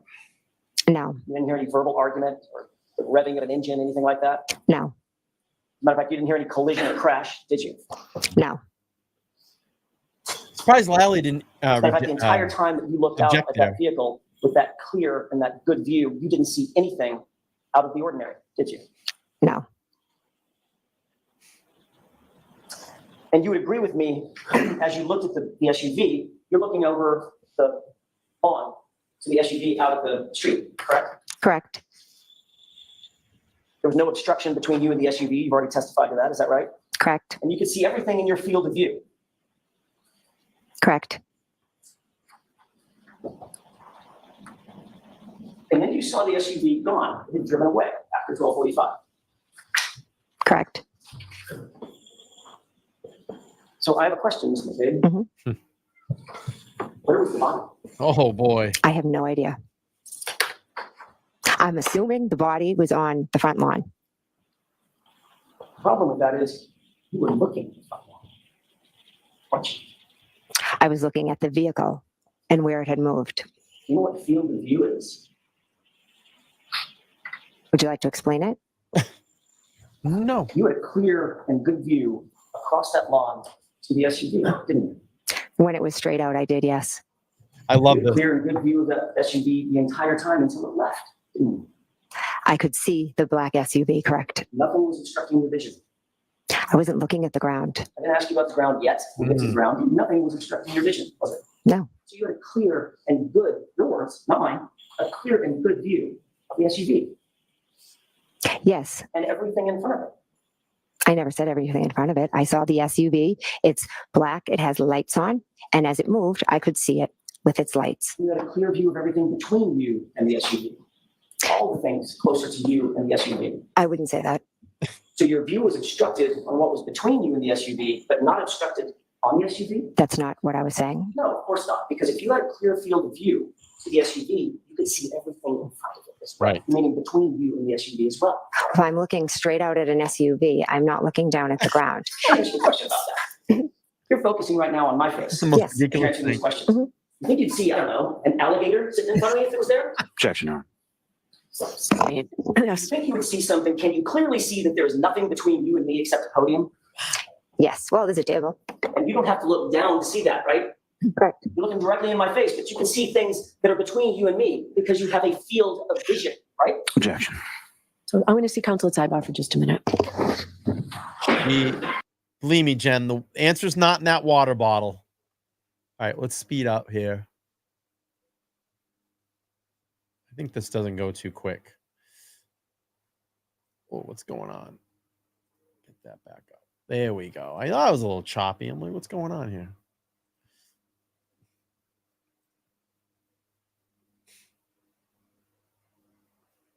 I love the alligator. You'd see an alligator, right?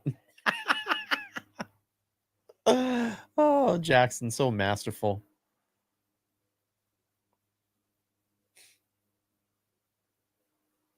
Whenever you got in, was it your car or Mr. McCabe's car? It was my car. You got in that SUV of yours, you didn't see anything out of the ordinary outside, correct? I wasn't looking outside. Okay.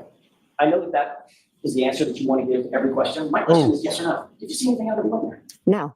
Thank you. You didn't see anything out of the ordinary when you got in the vehicle? No. You didn't see anything out of the ordinary when the vehicle backed up? No. When that vehicle turned to the, I guess it would be to the right, to leave toward Chapman, and the headlights illuminated the area in front of you? Didn't see anything out of the ordinary then? I wasn't looking out the front window. Again, there's that question. I mean, there's that answer. My question is, did you see anything out of the ordinary? Well, you were asking about the headlights out the front. That's why I said I didn't see anything out there front. Oh, you didn't see the headlights turned on? I was turned to the back. Right. Did you see that the headlights came on in the car? Yes, in the driveway, the headlights came on. Right. And you're seated in the front passenger seat, correct? Correct. So according to you, you got in the car and immediately twisted yourself looking directly to the rear and never turned back around and never looked outside the windows. Correct. Is that normal for you? Yeah, I'm a very chatty person, so I turned to talk to the girls. So you made sure that you didn't look out the window. Nope, that's not it at all. You also didn't hear anybody. You did hear some of the girls in the back, since they were so chatty, talking about bread and sandwiches or something, right? Correct. But you never heard anybody say anything about noticing anything out of the ordinary, correct? Correct. You didn't hear Julie Nagel say that she saw a black object in the yard. Never heard that. But you would turn around, look at her right out, according to you, correct? Correct. Indeed, engaging them in conversation, according to you, Correct. so that you can make sure that you weren't looking out the front or right windows. Objection. Can you answer that? Is that why you did it? No, that's not why I did it. I was talking to the two girls. They have a lot When you of got stuff home, in what did today. you do?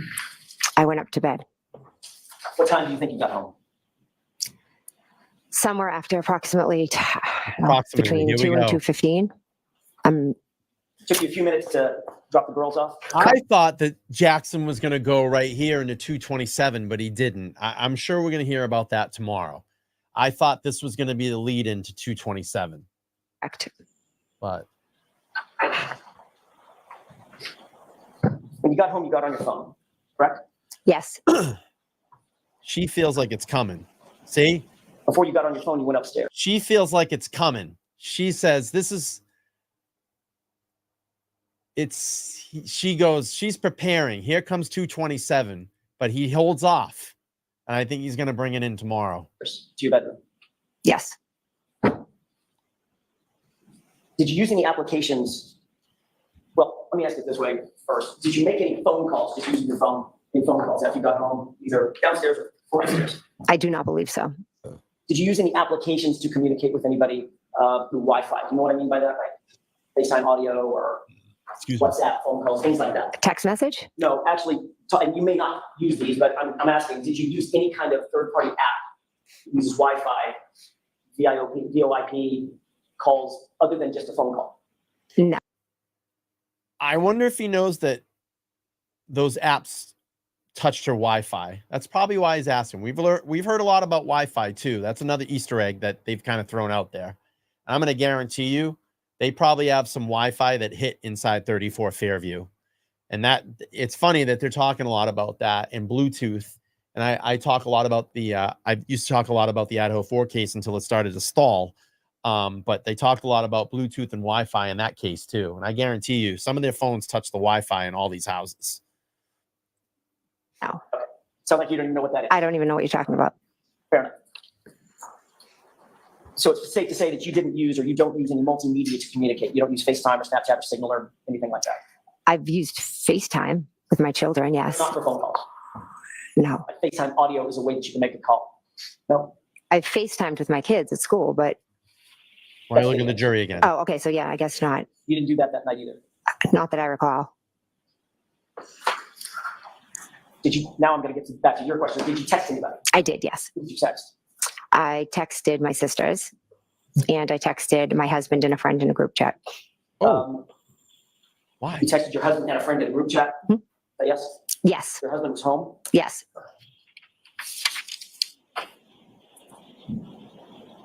I want to switch gears for a second.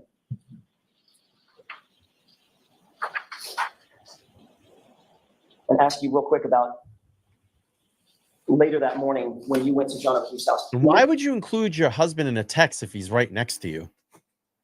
On Friday that you went into his Keep house the and began to look story around for him when you straight. first got there with Carrie Roberts and my client Karen Reed, correct? Yes. You indicated that you looked in his bedroom and saw that the bed was made, correct? Yes. You indicated that you looked around other parts of the house looking Right, for him, Gil. searching for him, is that right? Yes. You obviously saw the blankets and pillows on the couch downstairs in the living room, correct? I peeked over at the couch. And you're aware that Karen Reed stayed on the couch that night to wait for John to come home. I'm not aware of that. No.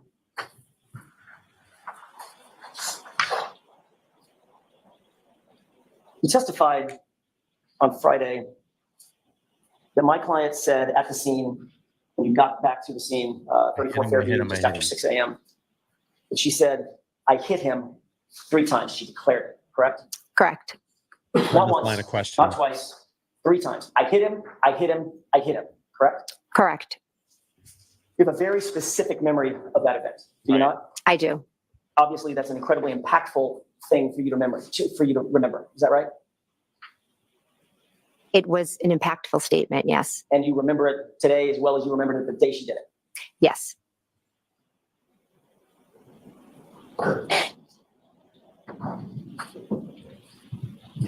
Lisa.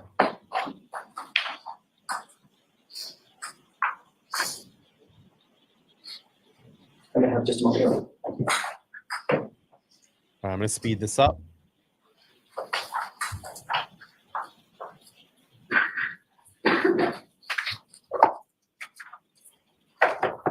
Yeah? Yes. I have the document. Here we go. Did you, before I ask you about that specific document, did you review anything before you testified in preparation for your testimony today or Friday? Yes. Did you review your grand jury testimony? I did. Yes.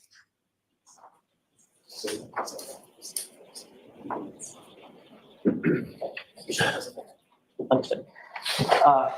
You did review your grand jury testimony, correct? Yes. So the document in front of you, you recognize it? Yes. That is in fact the true and correct copy of your grand jury testimony on which you gave on April 26th, 2022. Is that right? Correct.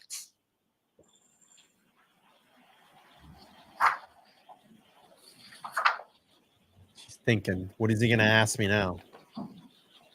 You'll agree that your testimony in that case, in that hearing, rather, April of 2022, that was just a few months after the events in question, right? Yes. You were under oath at the time that you gave that testimony, Yes. and you were subject to the penalty of perjury when you were answering these questions, correct? Yes. Ms. McCabe, I'd like you to turn to the page, since you reviewed this, turn to the page of that document where you ever said in your testimony that my client said, I hit him, I hit him, I hit him.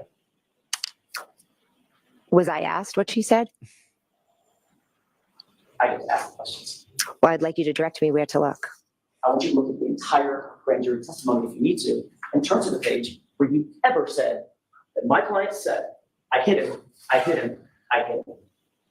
I'm not sure if it's in this document, but I can tell you today with 100%. I should look at the jury. Clarity. She said, I hit him, I hit him, I hit him on that morning. So it's not in that document, is it? I'm not sure if I could take the time and do you want She is one of the worst liars I have ever seen. You have grand jury testimony in front of you, and you're asking, show me where it is, because you don't want to get contradicted on your lies. This is a ruthless person, an absolutely ruthless person. And the way that she's acting right now with this snippet, like evil attitude mentality, this is how this person is in real life. You're seeing it on display right now. This snippiness, cold-blooded. We're going to get a spinny wheel.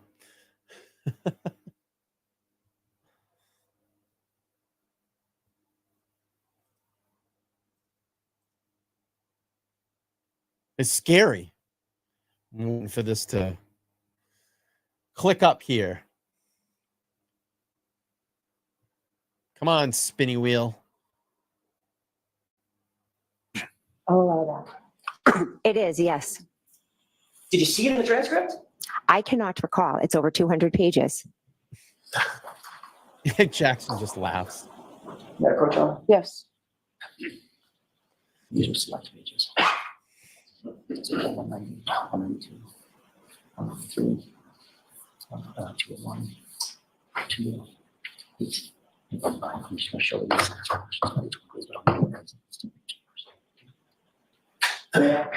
these are select pages out of your grand jury testimony.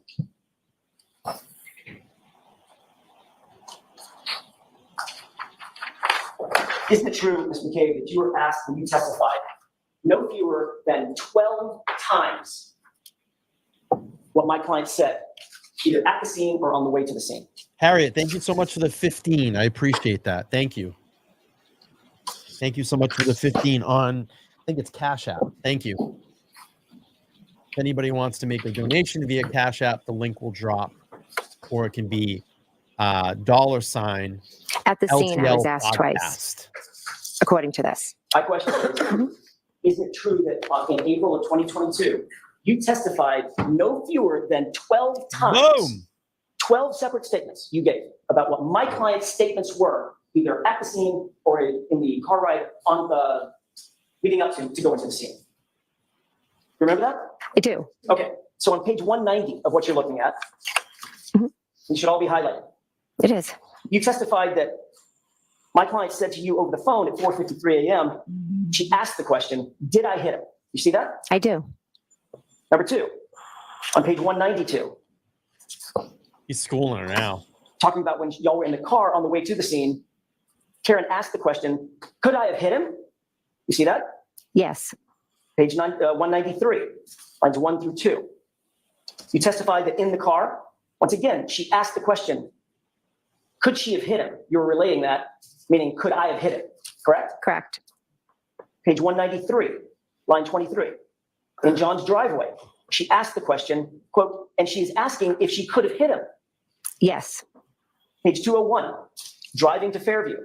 She asked the question, what if I hit him? And could I have hit him?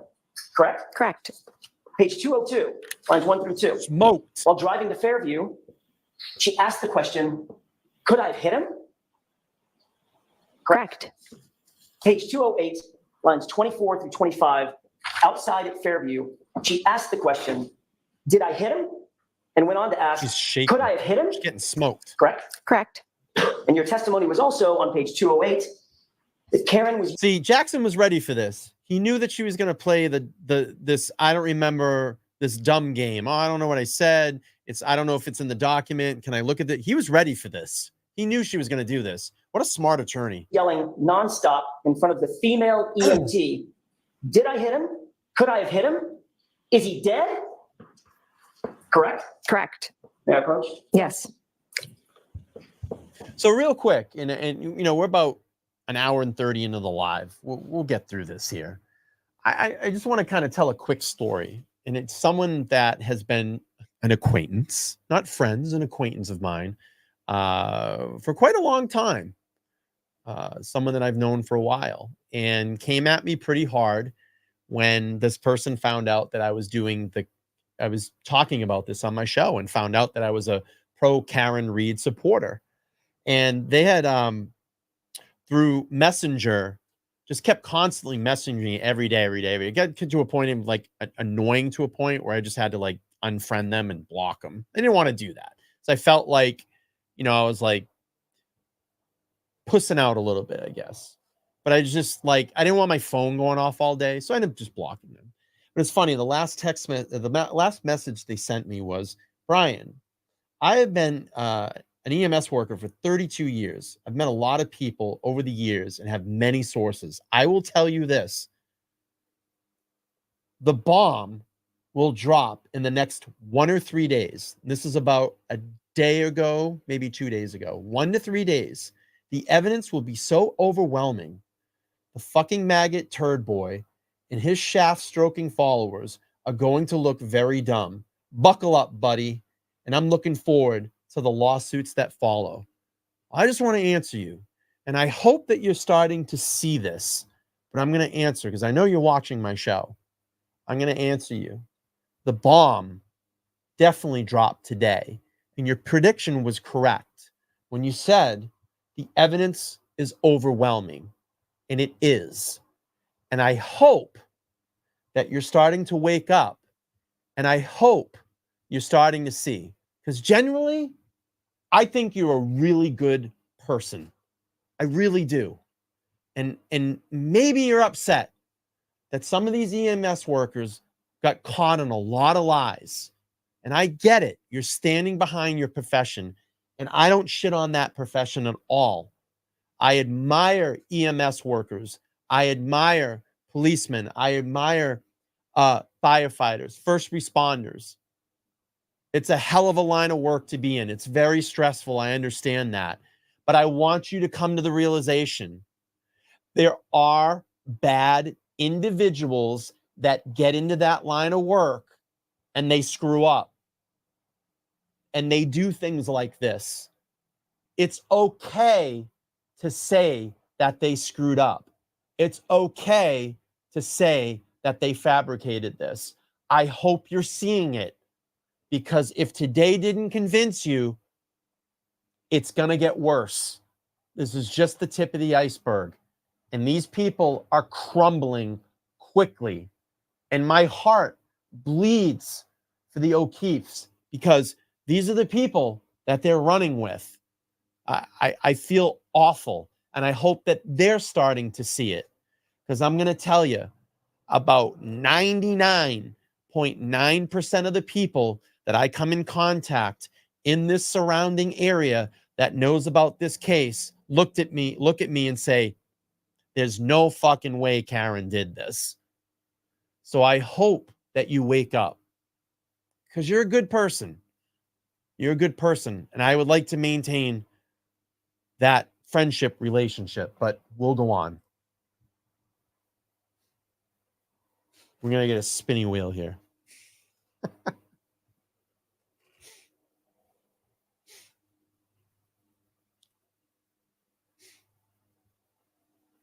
Sorry, everybody.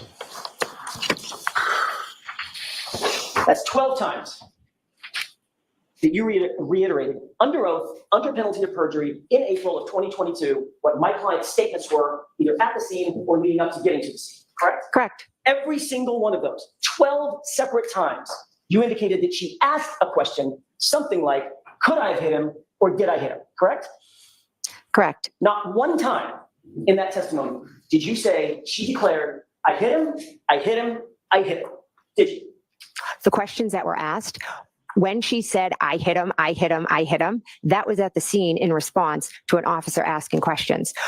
What I just read was us when she first called me, or when we were driving in the car, or when we were at John's house. So I was answering the question that I was asked.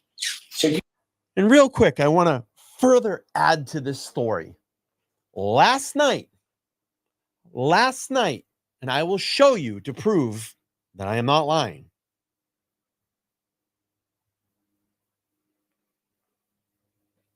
I don't know if you can see it, but last night I was driving home, being an idiot, leaving my girlfriend's house, driving like an idiot on the highway. I got pulled over. State trooper came up to the car and I saw him and I said, I'm fucked. I'm going to get pulled over. Did my usual routine, had my license and registration ready, hands on top of the wheel, right at 12 o'clock, hands together, license and registration. They like when you do that because they know that you were wrong. Hands up, license there, complied, came to the window, put his light in, shined out, asked me to roll the window down. Wasn't Proctor. It would have been funny though. Rolled the window down. Gentleman asked me, hi, how you doing? Just asked me some basic questions. Where you coming from? Where you going? Asked where I worked. Told him where I worked. Oh, how long you been up there? X, Y, Z. He said to me, how fast do you think you were going? I knew how fast I was going. And I said, probably not the speed that you want me to go. And he started to laugh. And he said, all right, let me get your license and registration. So went back to his vehicle. About 3 to 5 minutes passed, came back up. And I'm not just saying this about the officer because of what happens next. He hands me my license, hands me my registration, and he says, it's a $365 ticket. And I thought to myself, well, when he went back, I said, he's probably just going to knock this down. And he said, when was the last time that you got a ticket? And I said, probably not until the early 2000s. And he looked at me and he said, well, I know you got pulled over for a registration sticker last year. I don't care about that. But I know that you didn't get pulled over. The last speeding ticket you had was until 2006. I said, yes. He said, I'm going to do this. You're getting a warning. And he handed me a warning. And he said, I patrol this area a lot. This is your warning. If I catch you again, I'm not going to be so nice. I almost shit my pants. I thought I was going to get a $365 ticket. Very nice guy. No issues. And he said, where are you going? I said, I'm going off the exit right here. He goes, you're going off X exit. I said, yes. I went up, pulled off the exit. He followed behind me, flashed his lights real quick, turned around. He went back on the highway. So there are good people out there and there are good troopers that do their job. And I respect them. Even though I know what happened in this case, I continue to respect them and gave him my respect. I called him sir. And I said, you know what, sir, you are right. I was driving like an idiot. And I said to him, I should know better because you know why? I know that in this area of the highway, there are many, many fatal accidents. And he said, you're right. And he said, especially up, and he pointed his flashlight just up past that work area. I said, I know. So it put me in check. I won't do that again. But anyway, I digress. Let's go. Spinny wheel.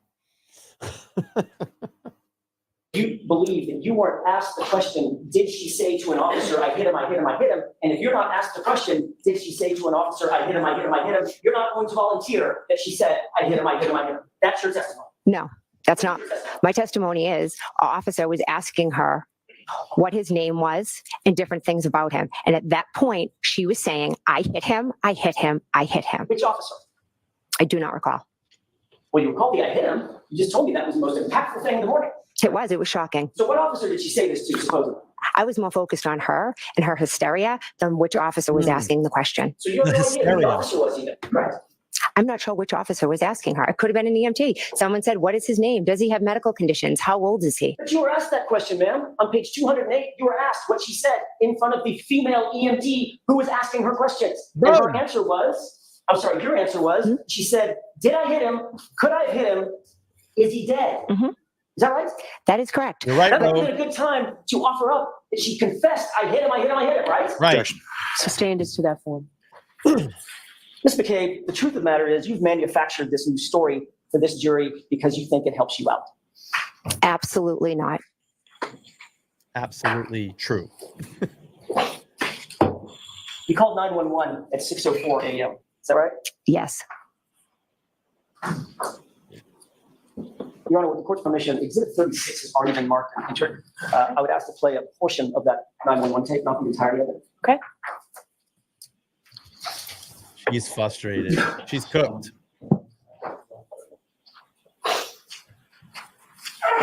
She's cooked.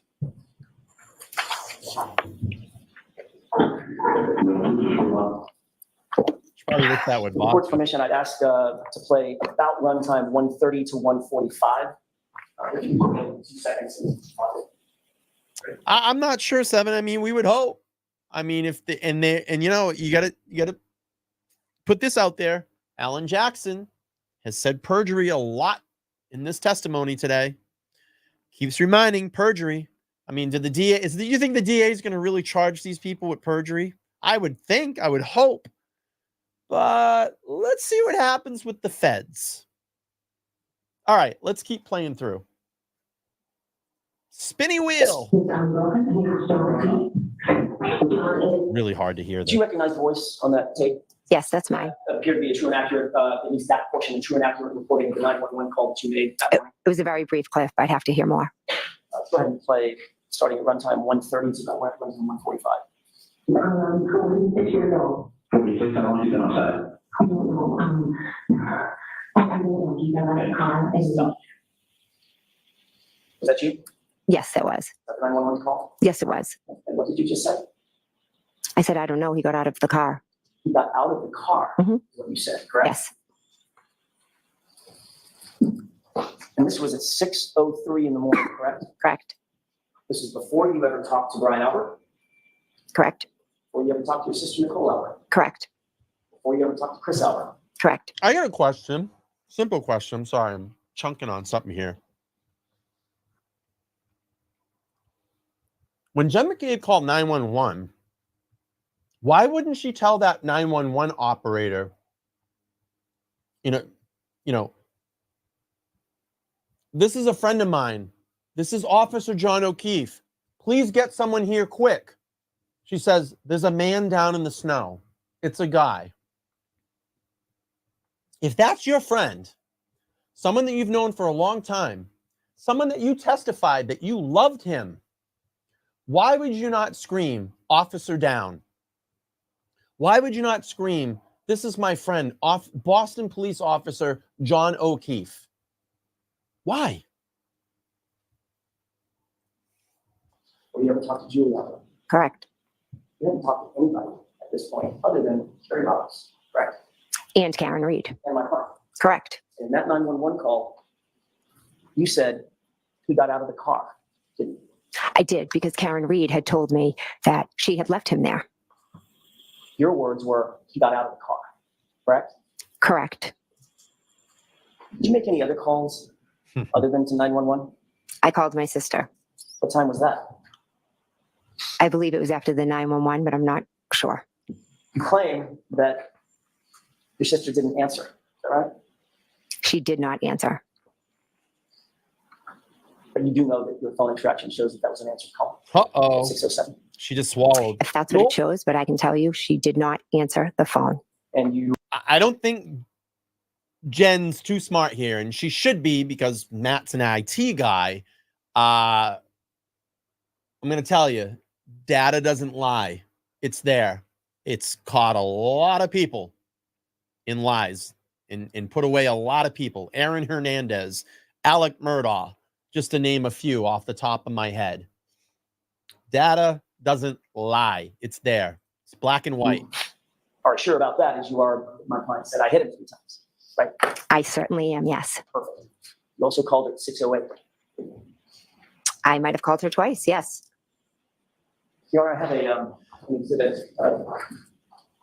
This may be as good a time as any to take a break. If you wish, I could just have to cue it up. It's up to you. I don't mind. Folks, we'll take the morning. All right, we're going to speed up through the break, obviously.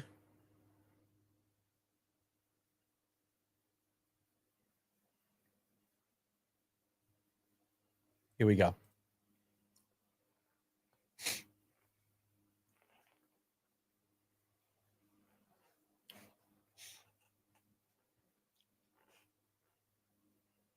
Spinny wheel.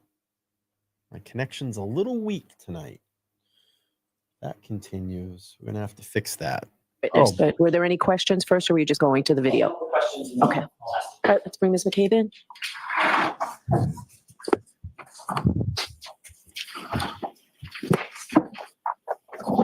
Okay, whenever you're ready, Mr. Jackson. Thank you, Your Honor. Ms. McCabe, I want to go back very briefly to something you said just before we broke, and that was in respect of the statements that you attribute to my client out of the scene. You said, well, there was an officer possibly asking questions, or it could have been a female EMT, and I wasn't answering questions about that, correct?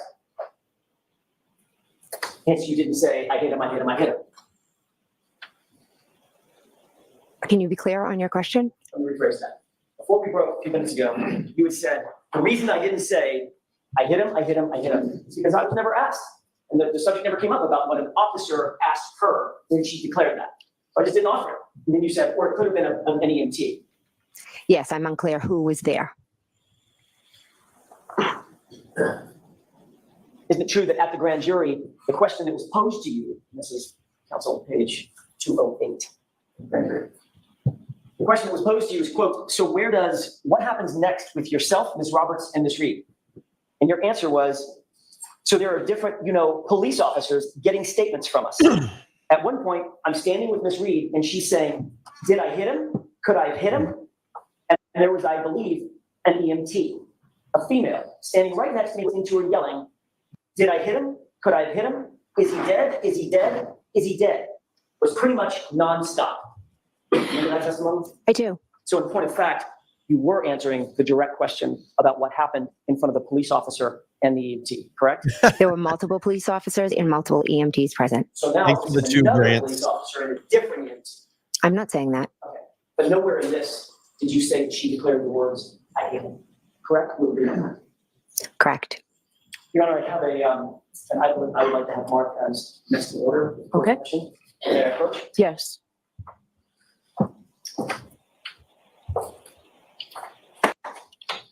Agreement one, that will be exhibit 96. Thank you. With court permission, I'd like to play a portion of this and then stop it. Okay. After this couple questions are. Okay. That's all you want.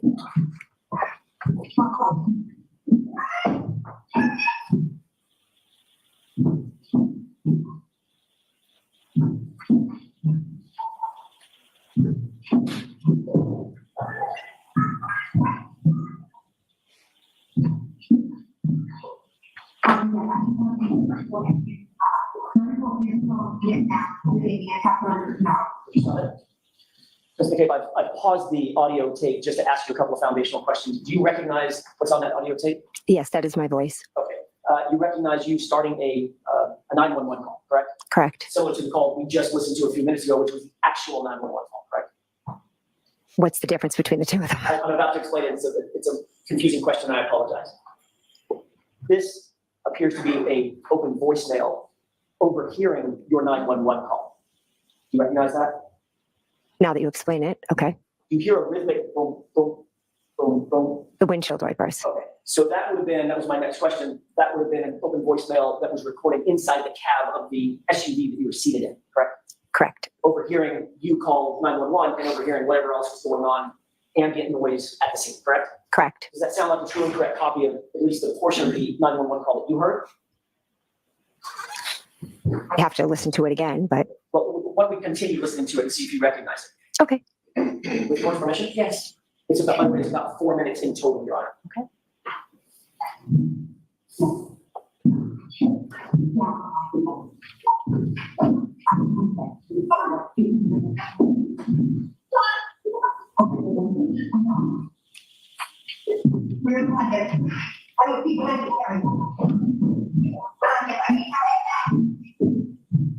Pause it. Do you hear a person in the background screaming? Yes, Who is that? Miss Reed.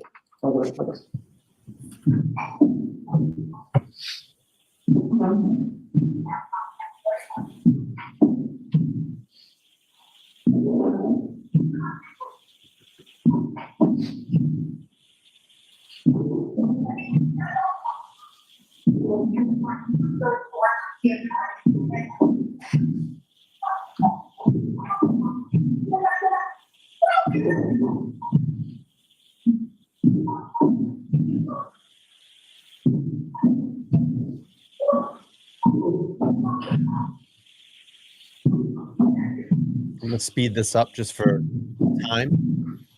It's hard to hear anyway.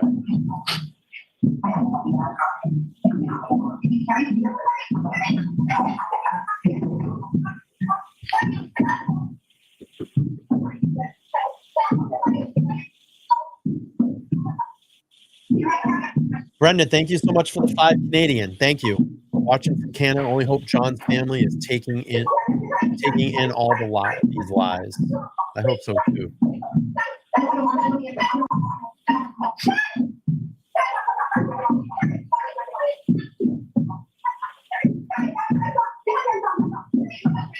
What a great way for Jackson to make her relive this. Just to let her sit through this and spin all the lies in her head. Did you hear the audio recording that we just marked in evidence? I did. It was very muffled and some parts were very hard to understand. Understood. The person on the phone, who was that person? I called 911. And the person that was, for the most part, the person's voice that you could hear screaming, sounding sort of hysterical, who was that? Karen. Could you also hear Carrie Roberts' voice at various times in the background? Yes. And she was, for lack of a better word, trying to calm Karen down. Yes. And at some point, telling her to just shut up, you're not helping. Yes, exactly. Because she was so hysterical and so upset. Erratic. I want to play the rest of this. It appears that this recording is longer than your 911 call. You agree with that? Well, I'd have to see. Well, the 911 call is already ended, correct? I'm not sure how long was the 911 call. Okay, this is about 3.5 minutes into a 4-minute recording. My only question is, would you agree that the 911 call is subsumed within this full 4-minute recording? I couldn't make that from that muffled. You couldn't tell? I couldn't tell. So if you have my phone record, you could, I'm assuming, tell when the 911 call Sure. ended, because I know the Right. 911 call was long because there were multiple, they had transferred me multiple times. Right. My question to you is, I'd like you to listen very, very closely, and I know that it is a muffled recording by definition. I'm going to do that. From this point forward, I want you to pay very close attention. I want to ask you if you hear a voice, very muffled, toward the end of this recording. Yes.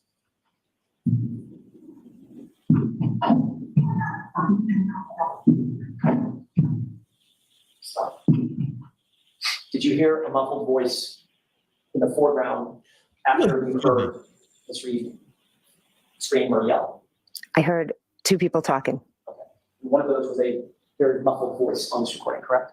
Most of the recording was muffled. The one I'm talking about is I just played the voice that was muffled in the foreground of the audio recording, for want of a better phrase. Yes, I heard that. Yes. Was that you? I don't know if that was me. There was nobody else in the cab of the car with you, was there? I was standing at the trunk of the car, So that would be outside you. of the car. Terry Roberts was over by Mr. O'Keefe, Agree. Yes, they were kind of running back and forth at times. and Karen was over by Mr. O'Keefe for most of that. Yes, But you were the one by the car. back and forth. Mhm. You called Nicole, your sister. By the way, have to send it to me. Can we finish playing this just for, okay, thank you.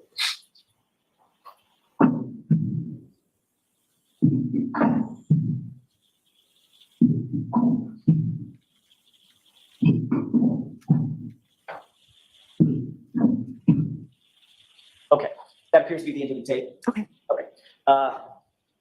You called your sister at 6:07 and 42 seconds, correct? I don't have my phone record in front of me, Does that sound about right? approximately. And you made a second phone call at 6:08 and 17 seconds. Does that sound about right? I did call her twice. Yes. And both of those calls show in your extraction that they were answered phone calls, correct? I don't have my extraction in front of me. Well, you've been asked this question a bunch of times, right? You were asked this question at the other proceeding, is that right? Yes. You And were shown phone records. well, if you have them, I could see them here. You were shown phone records then. Yes.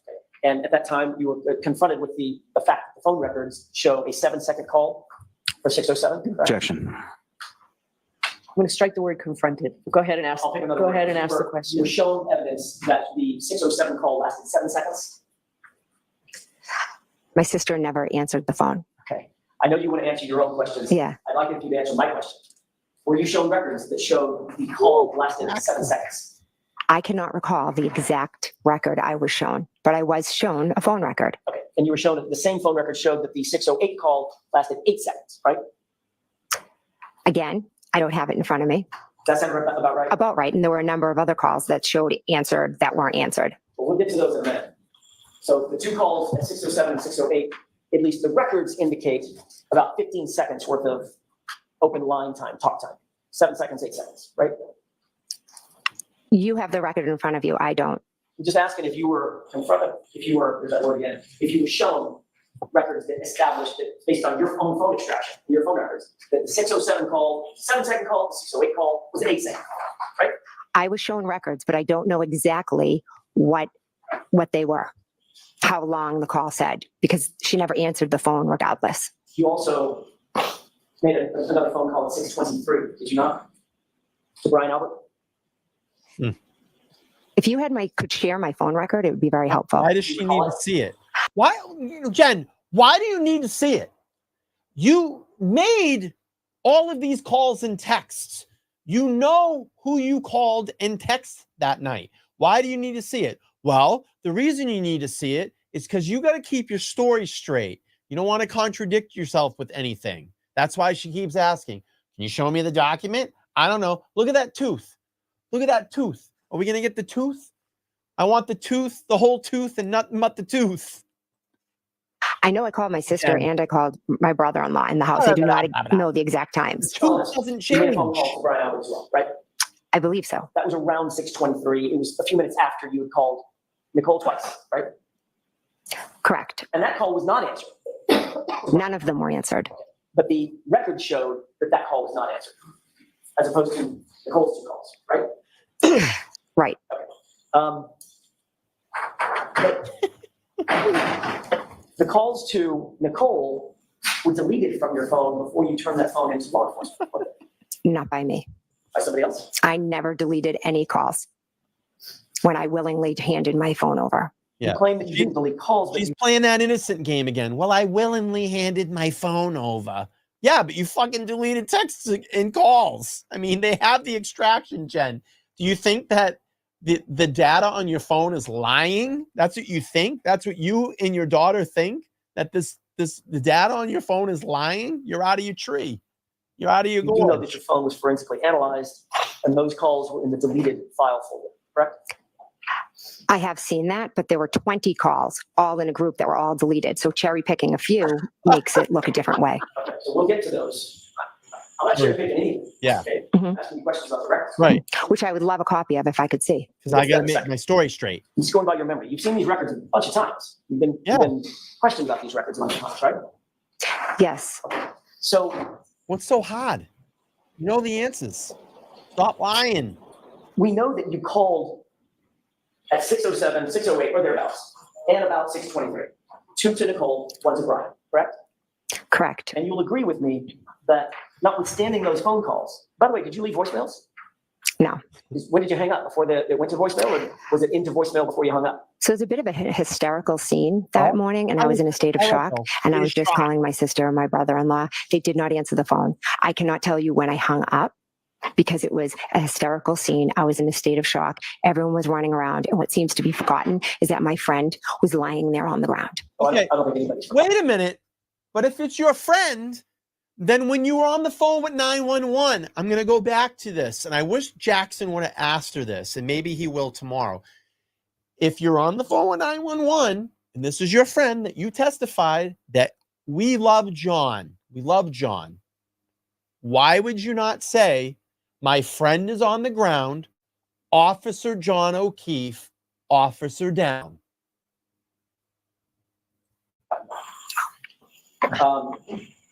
You, in fact, did not leave voicemails for any of those 3 calls, did you? Again, I don't have my phone record in front of me. That's because Nicole didn't get any voicemails. The calls were answered, right? The calls were not answered. You agree with me that Brian Albert Daniel, police officer, never came out of the house, right? Correct. Neither did any neighbor. I know you'd like to continue editorializing Mhm. after the fact. It's not going to happen. Probably time and place for it. Right. This isn't it. Oh, If you can answer my question, I'd ask that you do that. Did Brian Albert come out of the house? No, Did Nicole Albert come out of the house? no. Thank you.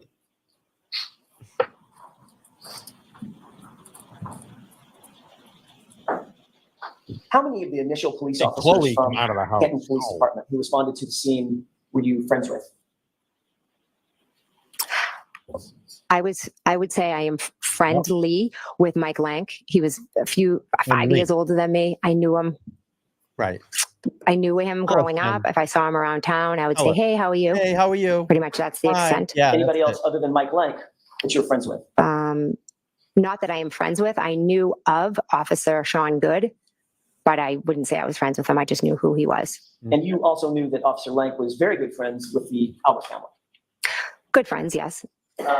You knew that Mike Lank and Chris Albert had a long-standing friendship, correct? Correct. You just indicated you also knew Officer Good, is that right? Didn't know him. I said I knew of him. Okay. With regard to names like Sarah, Elaine, not so much. Seraph has a sister that's the same age as my sister, but I had never, to my knowledge, met Seraph. And of all the officers who responded to the scene, the two who actually went inside the Albert home to talk to Brian Albert and others was, in fact, Mike Lank and Officer Good. I don't remember Officer Good in the house. I only remember Officer Lank. The reason you know that, the reason you have a memory of what was happening inside the house is because you were allowed to actually go into Yeah. that home, correct? Correct. And you went into that Why? home before any of the officers went into the home. Why? Is that right? Correct. You were allowed to have private conversations with Brian Albert? I woke Brian Albert up. Were you allowed to have private conversations with Brian I Albert? love that. He just asked the question again. Yes. And you were allowed to have private conversations with your sister, Nicole? Yeah. Yes. And that was before the police ever went in to do any formal interviews of you, Boom. Brian, or Nicole, correct? Correct. Did you discuss in these private conversations how you three were going to answer any questions for the police when you were asked? No. Did you talk about what you were going to say in any respect?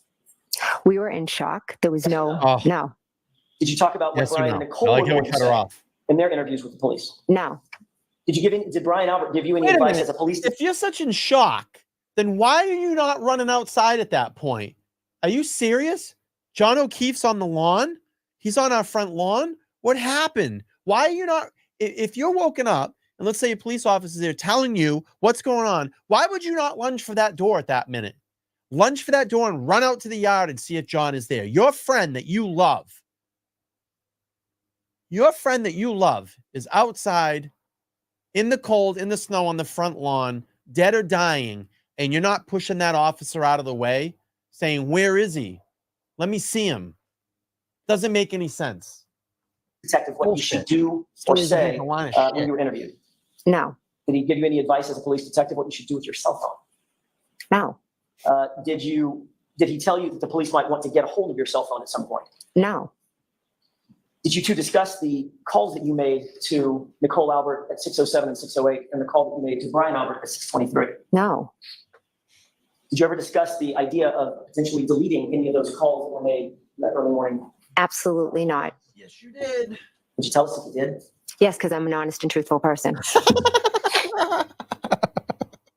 When you have to say that you're an honest and truthful person in front of a jury, guess what? Guess what?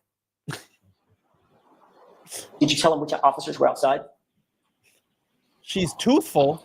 I don't recall. Did you tell them that Probably Officer not Lance, truthful. in front of the Alberts was outside? I don't recall. And then your husband, Matt McCabe, arrived at the scene, correct? Correct. He was allowed to come in the house as well, right? I believe Officer Lank was in the house before Matt came into the house. And a little bit later that morning, Julie Albert came over, correct? Correct. And by the way, Officer Lank, after just a few minutes, then left the house, correct?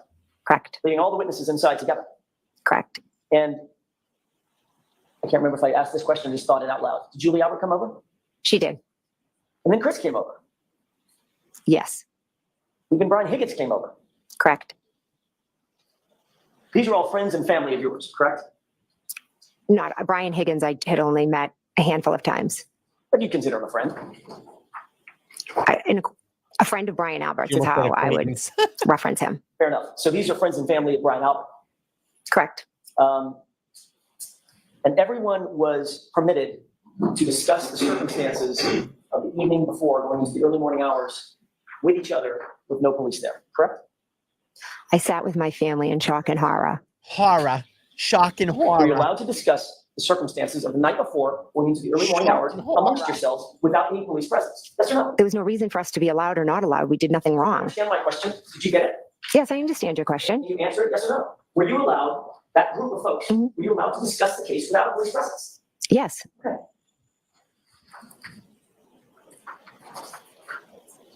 So you listened during that friends and family gathering, you listened to what Brian Albert had to say, correct?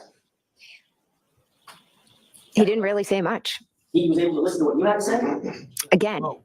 you're creating a scene that didn't happen. Anything, Mr. McCabe, I'm asking some questions. You don't seem to want to answer. Objection, Your Honor. All right, so let's ask a question and let's get an answer, okay? Yes or no?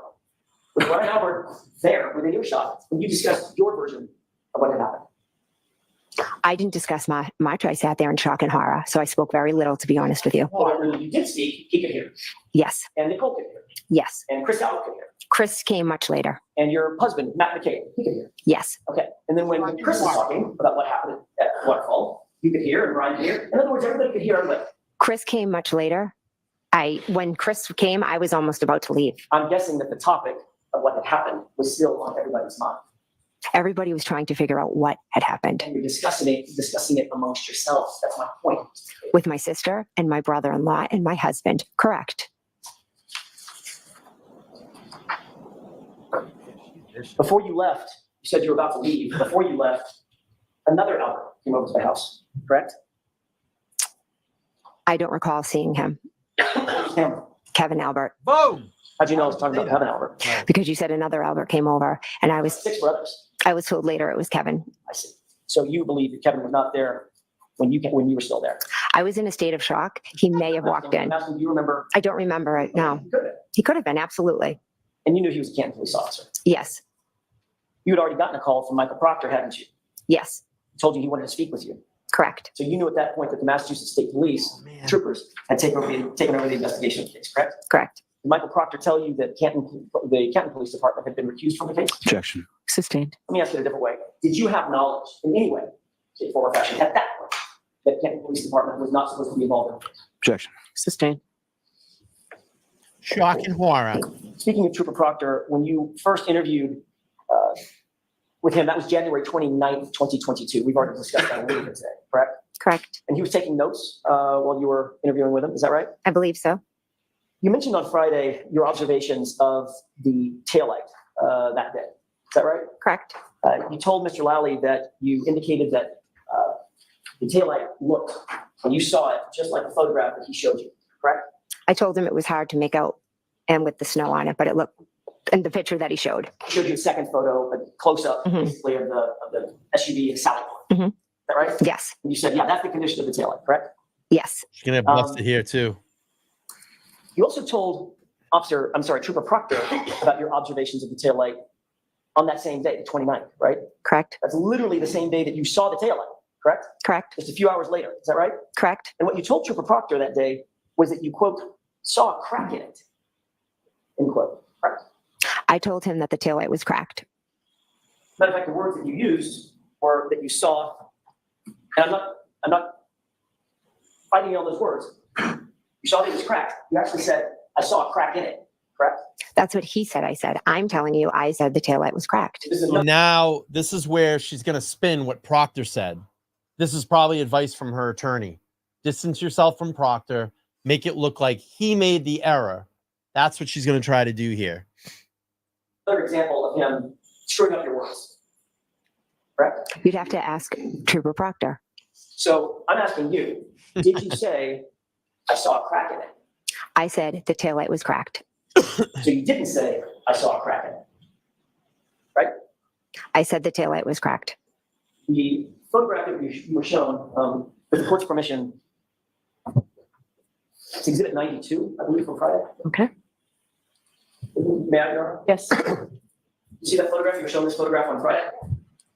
Does that look like, does it look like it has a crack in it? It's cracked. Yes. It's actually completely missing. Yeah. And I believe in one of the reports, one of the many reports, it will say that I said it was cracked and missing pieces. Right. Does that look like it's cracked and missing pieces, or does that look like the entirety Right. of the taillight is basically gone?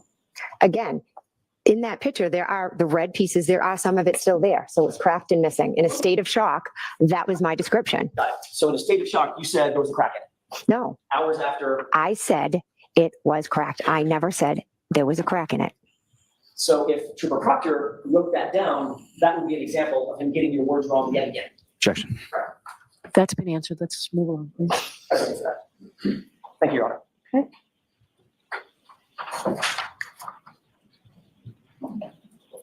I want to get back to January 29th, that interview with Trooper Proctor.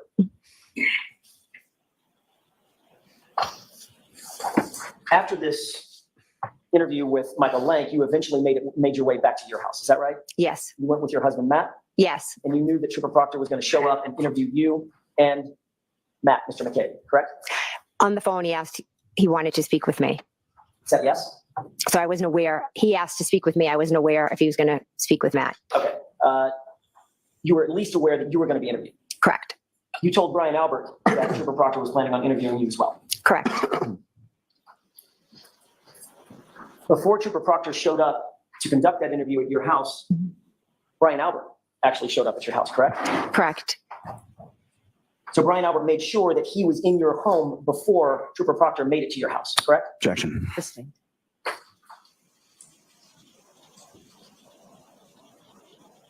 Brian Albert was in your home before Trooper Proctor was in your home.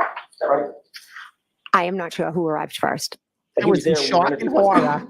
He was upstairs. Yes. And you believe, of course, with that statement, he didn't hear anything about what was going to happen, right? He didn't hear 100. anything about the interview, No, I don't think he could hear it from where he was. but you knew Shock he and was just a few feet horror. away. I knew he was up in my bedroom. We talked a little bit about your call records. And I want to hit it for a second and ask you about those call records. This is Exhibit 90.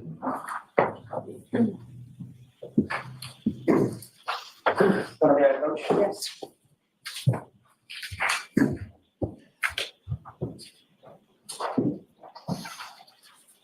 Thank you.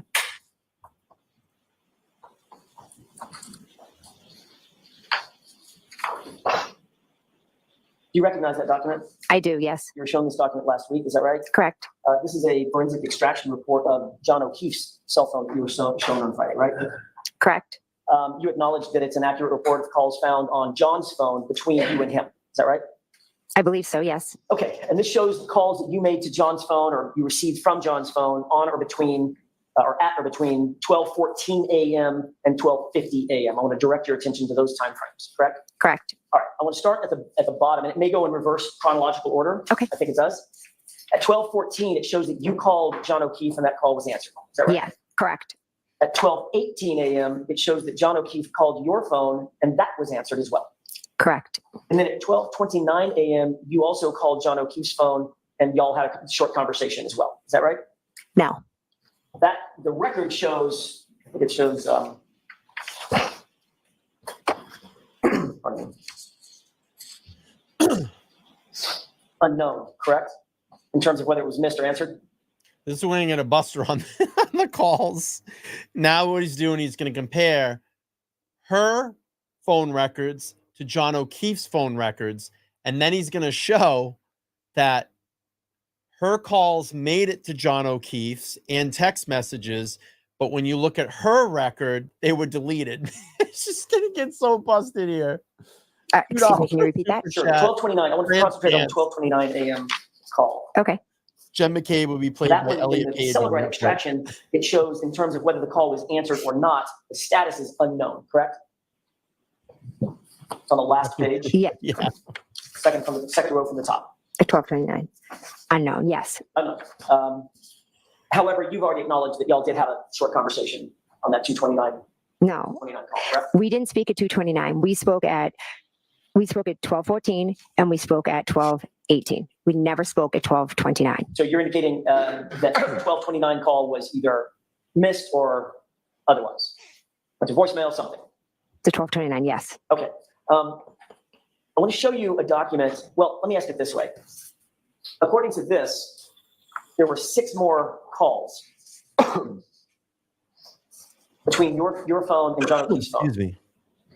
Correct. Count, correct? 1, 2, 3, 4, 5, 6. She's putting the crystal light. And in that's there. before, or that's up to 12:50 a.m. Is that right? Correct. All right. I'd like to show you another document. Or if I can Like, how did he? approach How did this he way. figure all this out?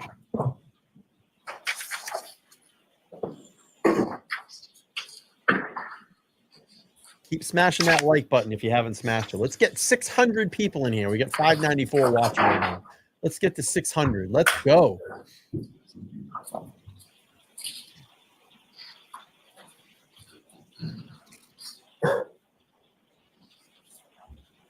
May I? Yes. Thank you. I'll take, so we don't get mixed up, I'll take Exhibit 90 back. Okay. Thank you.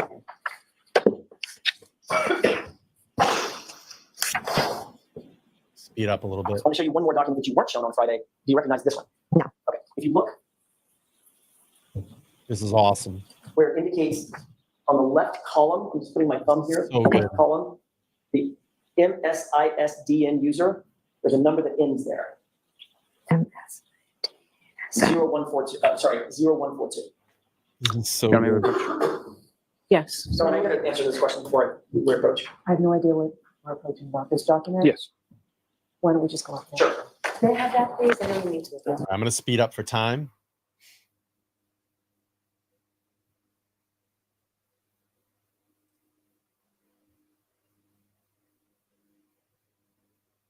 All right, here we go. Thank you. If you look at the left column, Mr. McCabe, Yes. You'll see something that says Apple ID. Apple ID, Yes. here we To the go. right of it, do you recognize that unredacted portion? I don't want you to read it out or anything. You recognize that? Yes, Whose Apple ID is that? that's mine. Okay, if you look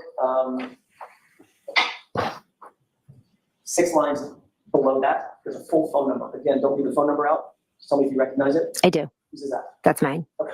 May I approach on it? Yes. I'll take the unredacted copy back. Okay. So we don't get mixed up. All right, here we go. Does this appear to be cell-right extraction of your phone record, your Apple ID? Uh-oh. Yes, And you recognize, without telling me what it is, you recognize that phone number as your phone number back at the time and the Apple ID back at the time, yes, associated with the phone that you then turned in to law enforcement, correct? correct.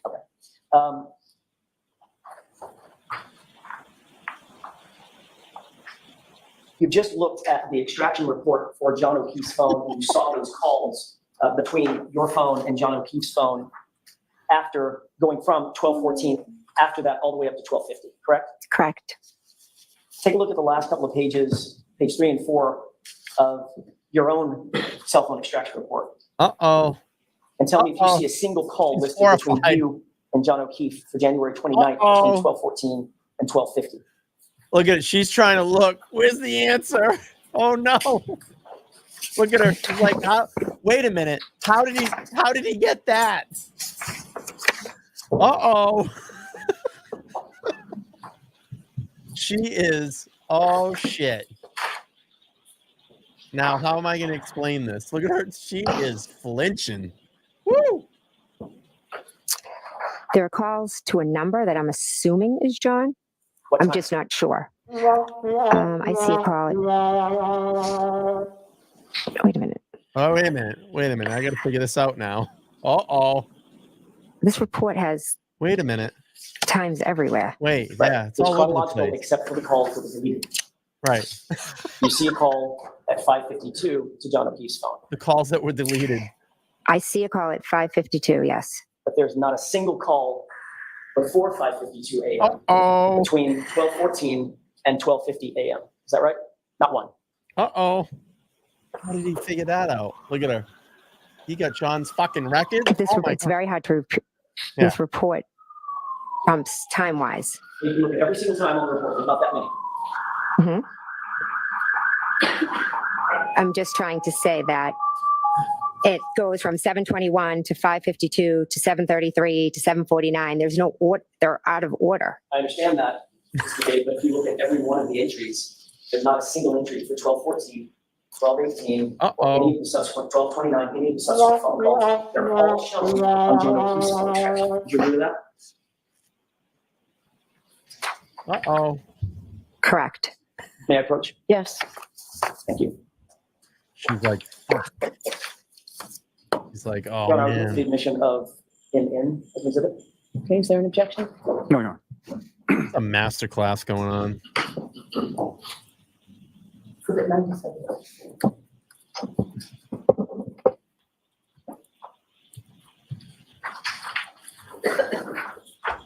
May I inquire, Your Honor? Yes.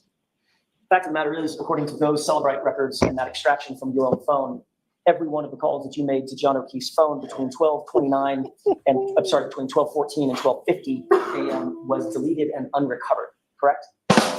I didn't understand that report, and I'm not an expert. When you compare the two, you saw a bunch of calls on John O'Keefe's phone, right? You know, he couldn't have deleted them. He passed away, right? Correct. You saw your cell phone extraction, which is the handshake, John O'Keefe's phone. All Uh-oh. of your calls are missing, right? Objection. Can you answer that question? I'm confused. That paper, I don't understand it. It was vague. There were numbers, there were calls everywhere. There was a number of missing calls.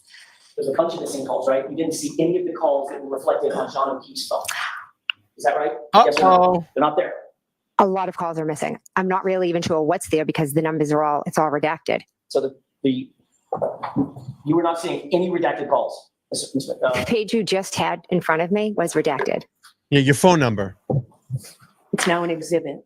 Your personal information was redacted. None of the calls were redacted. The numbers, I don't know people's phone numbers. I just have, Judge even said it's an exhibit. The judge even just told her it's an exhibit. Oh my God. the mess contacts. Okay, you just said a second ago, and we can do this all day long, or we can just make it simple. Right. The fact of the matter is that report did not show any of the calls that John O'Keefe's phone report showed, correct? Right. From 12:14 to 12:50, I believe there was one on there. Oh. 5:52. That's the next morning, ma'am. Right? Were there other calls in that time period on the Celebrate? That's what we're trying to get there. You just looked at it. Right. I've told you that Celebrate report was extremely hard to read. The fact is, there are no calls on your own phone extraction between you and John O'Keefe between 12:14 They were deleted. and 12:50. Do you disagree with that, at least on that report? Objection, Your Honor. Sustained. The fact is that you deleted your call records before you turned your phone in, didn't you, Ms. McCabe? That's what that report shows. Absolutely not. You sanitized your phone because you didn't want the police to know who you had been calling or the fact that you had been calling John O'Keefe's phone incessantly, correct? Incorrect. I willingly turned over my phone. For what? After you deleted Deleted your it. phone call Right. logs, correct? Absolutely not. What date did you turn your phone Why over? should look at the jury? Ah. Possibly February 3rd. Oh, and what were they doing on February 3rd? Well, that was a day that they were processing Karen Reed's SUV in Canton. Interesting timing. Very interesting timing. How many days after this incident was that? 4 or 5. So you had plenty of time to talk to that friends and family group. You're not gonna and ultimately outsmart decide to Alan delete your phone Jackson. calls, correct? Objection. Sustained. Did you ever have any group chats with family members who are witnesses in this case? Yes. Uh-oh.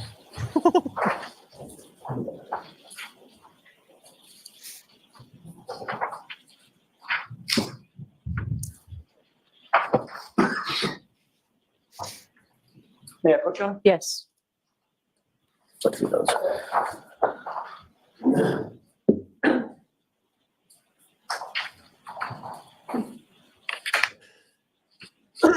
Excuse me.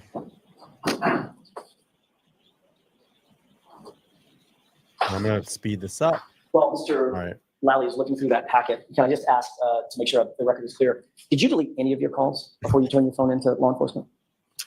I spoke with the 2 officers that I handed my phone over to, and I asked if I could delete the personal conversations with my daughters. And they said absolutely yes, that I could. So other than calls with your daughters that you did you delete any other calls on your phone at all? There were text messages. It was actually text messages with my daughters that I deleted, and that was all I deleted. You're a Did you delete liar. any phone calls?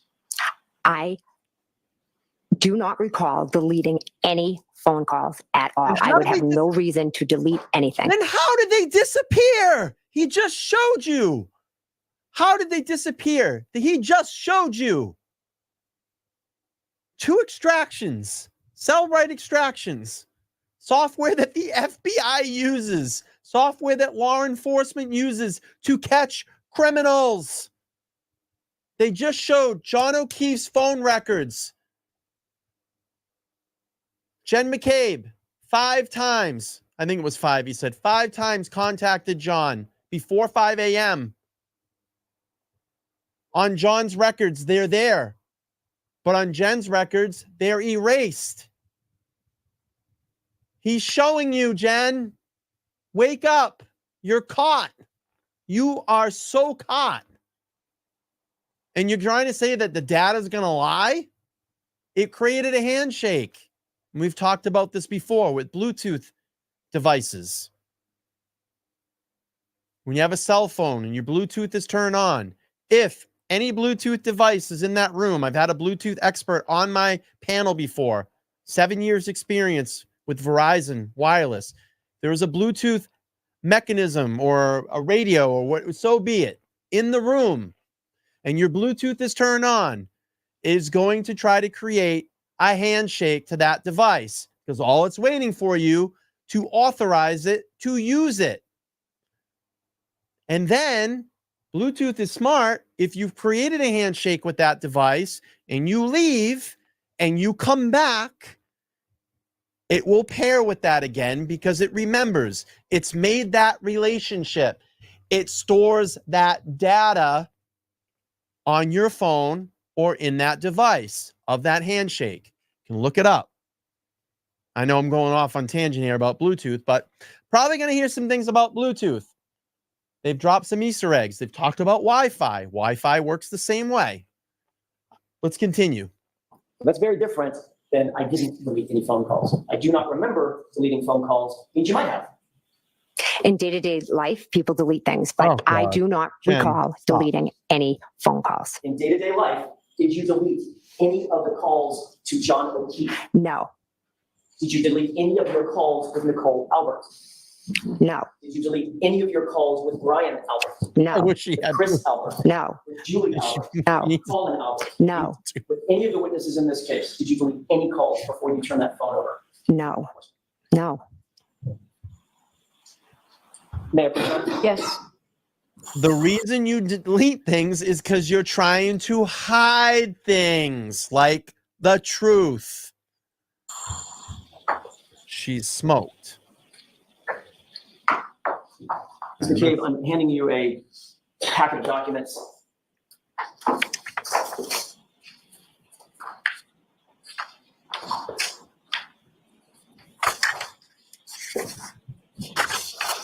Appears to be about 10 pages long. Do you recognize what's in those documents? Excuse me. Yes, You indicated already that you were part of a group chat with certain members of your family and friends. Uh-oh. correct. Did that group chat, I'm most interested in the group chat between yourself, Nicole Albert, Brian Albert, Matt McCabe, on or around that group chat starting on or around February 1st, 2022. Okay. Does that look like a true and accurate reflection of the text messages between, or certain of the text messages between and among that group? Yes, the ones I've seen. Yes. On February Can you just 1st tell me what page you're on? I'm sorry. Of course, Your Honor. The Bates stamp number? 2148. Okay, where thank you. we'll Start. Thank you. She's a lot nicer to Jackson today. And they should go relatively chronologically, Your Honor, page by Okay. page. She's starting to come around. On February 1st, 2022, around 2:15 in the afternoon don't on this think group so. chat, She's did you from receive a McCabe. message from your husband on the group? Bubble.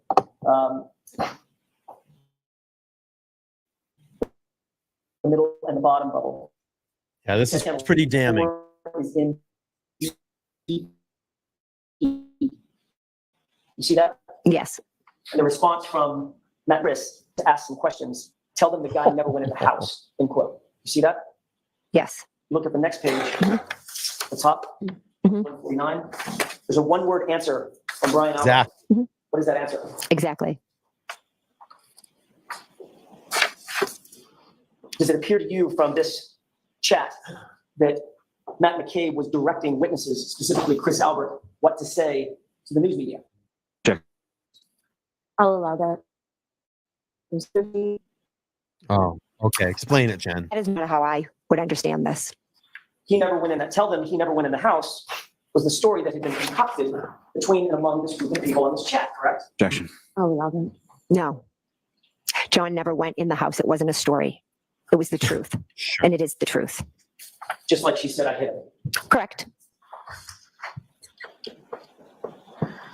So according to this chat, at least, at the very base level, this is one witness telling another witness to give certain information to the media that could be useful to the group, correct? Tell them the guy never went in the house, Yeah. right? Objection. Sustained. Matt McCabe was directing Chris Albert. Chris Albert wasn't even at the house, was he? Chris Abbott was not at the house now. But this chat is Matt McCabe, your husband, telling Chris Albert, who was never at the house and would have no personal knowledge of what happened at the house, to specifically say, the guy never came in the house. The guy, by the way, being John Oakley. Right? That's what he wrote.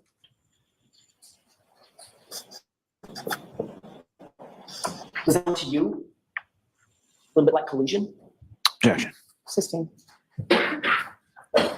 At some point, you sought out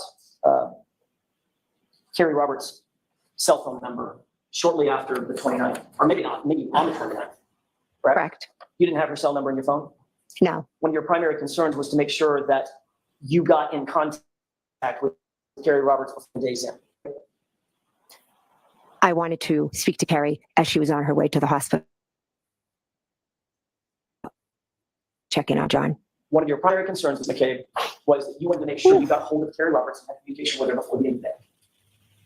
It had nothing to do with getting in touch with her by the end of the day. It was a friend Right. reaching out, wondering how her friend was doing, who was just taken off the front lawn. On the 29th.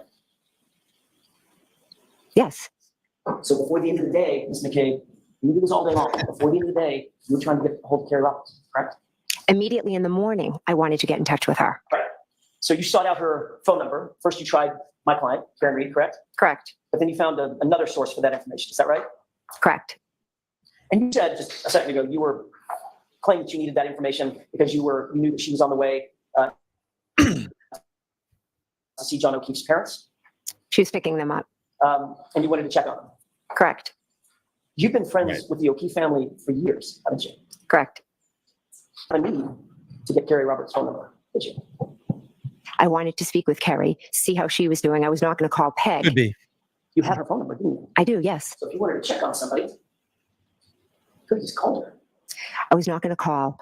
All right, let me let this catch up a little bit. I apologize. The Wi-Fi is all of a sudden kind of a bad connection in my office right now.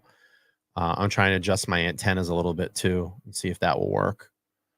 But we'll let it catch up a little bit. Maybe it will catch up. Yeah, my Wi-Fi is all screwed up. Let's wait and see if it catches up here. Sorry. Come on, I want to get through this. We're almost there. Let's try.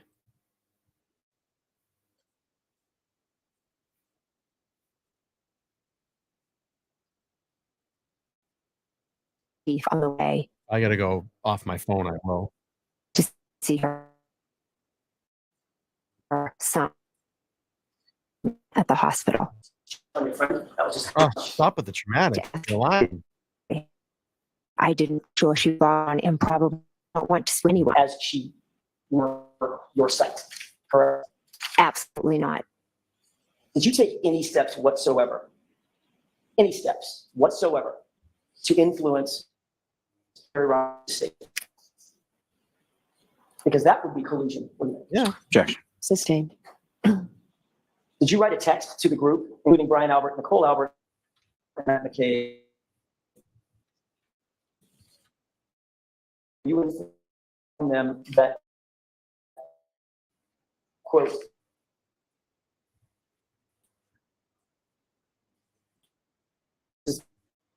Your Honor, page, Nicole and Matt, that Carrie was where? She came over my And each said, and were very close to time. Peggy spoke to Carrie. Mine started at Did you ask Carrie, or did Carrie come out, show up at your house and quote unquote go over a timeline? Carrie showed up asking to down with me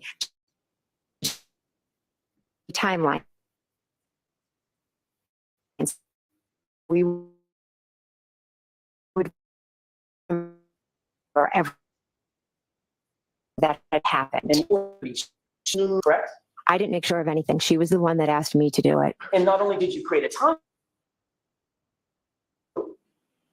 Brian Albert, Cole Albert, Matt McCabe, choose the timeline to you of 2022.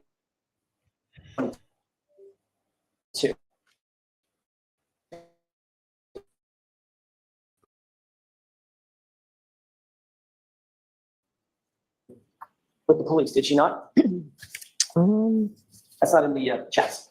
I'm just asking. She sat down for an interview with the police, didn't she? When? You tell me. It's my question. I'm not sure of when you're talking about. Okay, let's start over. Yes. After this timeline was created on February 1st, Mhm. at some point thereafter, Carrie Roberts conducted a formal interview with the police about this case, correct? Do you have the report of that date? We're sort of bearing the lead. She did the interview in your living room, ma'am. Right? There was on Tuesday, 2 officers came to the house and she sat in the other room and spoke with them. I think the connection So- is improved. Using my question, she did the interview at your house. Oh, they came to my house to interview me and she happened to be there. So they asked if they could speak with her also. Okay.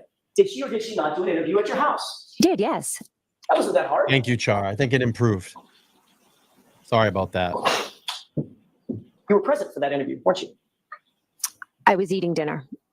You were present for the interview, I Ms. get McCabe, smoked I was here in the again. house, yes. and you listened to that interview, I didn't you? lost about No, I did 100 not. people when that Wi-Fi messed up. You made sure you gave Carrie It Roberts happens. It's all right. everything she needed for that interview, correct? Quote, everything she might need for that interview, didn't you? And where is this that you're quoting from? Absolutely. Oh, I'm sorry. When you quoted, I thought it was in here. I apologize. We'll get to it in a second. Did you tell her everything that you wanted her to say? No, I did not. Did you in any way attempt to influence her testimony before she gave that interview in your living room? Absolutely not. Carrie is her own person. But then you did report her progress to the Albert and McCabe group in that group chat, didn't you?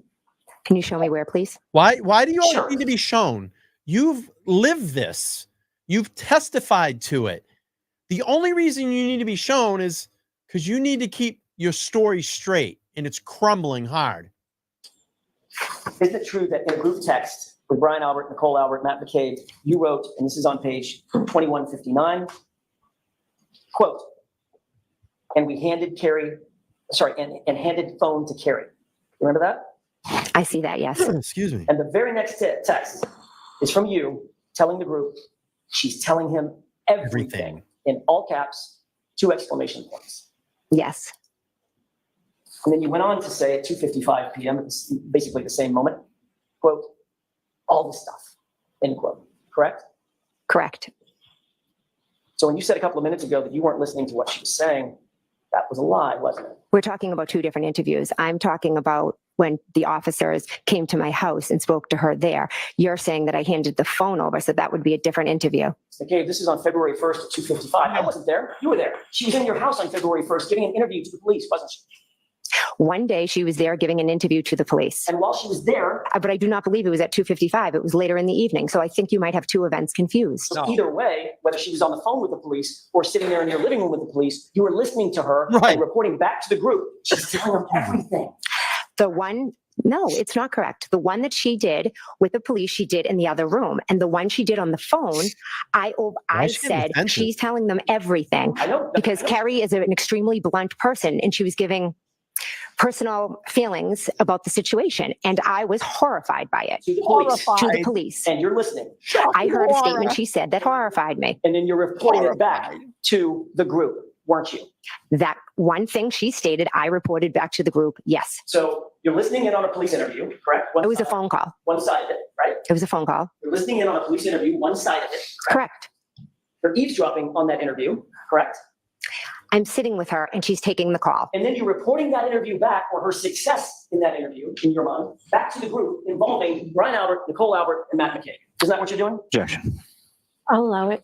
I absolutely not. Ooh. That is not how it went. I was horrified because Carrie's a blunt person, I not should've like met me. the Carrie. And she had made a comment about Miss Reed and Mr. O'Keefe's relationship. And I was She's shocked crazy. and horrified that she said it the way that she did. You were so shocked and horrified I that said, oh my God, she's telling them everything. Yes. you decided it was so important that you needed to report that back to Brian Albert's friends. I was horrified. So you reported that back. Yes, I said she told them everything. Horrified. When you were first confronted with these messages at a separate proceeding in June of 2023, you claimed that you couldn't remember what that exchange was about, correct? Correct. And now you just all of a sudden have this newfound Yeah. memory of exactly what that text message was referring to, correct? Objection. I'll allow it. Yes, because Carrie Roberts said a statement and it jogged. I said, oh my God, that's Oh what my I meant God. when I said she said everything. When did she say this statement? Probably in the fall. She has made this statement a few times in reference to Karen. You and Gary Roberts are still coordinating your statements together. Oh, no, we're not. It's just an opinion she has of Miss Reed. And all of a sudden that became your, quote, everything, all this stuff. It didn't just become it. I forgot. This is coaching from her lawyer. She knew that probably this is going to get asked because you can see how quick she is. She's coming right back. So her lawyer, Lally, and all them at the DA's office probably coached her on this. That I had written it. And one day Carrie made the statement. And I'm sure it happens to everyone. You Why is forget she looking something at and the then you're like, jury? oh my God, that's what it was. No, I'm not sure that happens to everyone. Yeah. Objection. Right. Sustained. Let me ask you a different question. When you were asked under oath Mhm. a year ago, Mhm. when it was things were fresher in your mind, you were asked specifically what you were referring to, and your answer was, I have no idea, correct? Correct. Because you didn't want to tell them that you had coordinated your statement with Carrie Roberts. Isn't that right?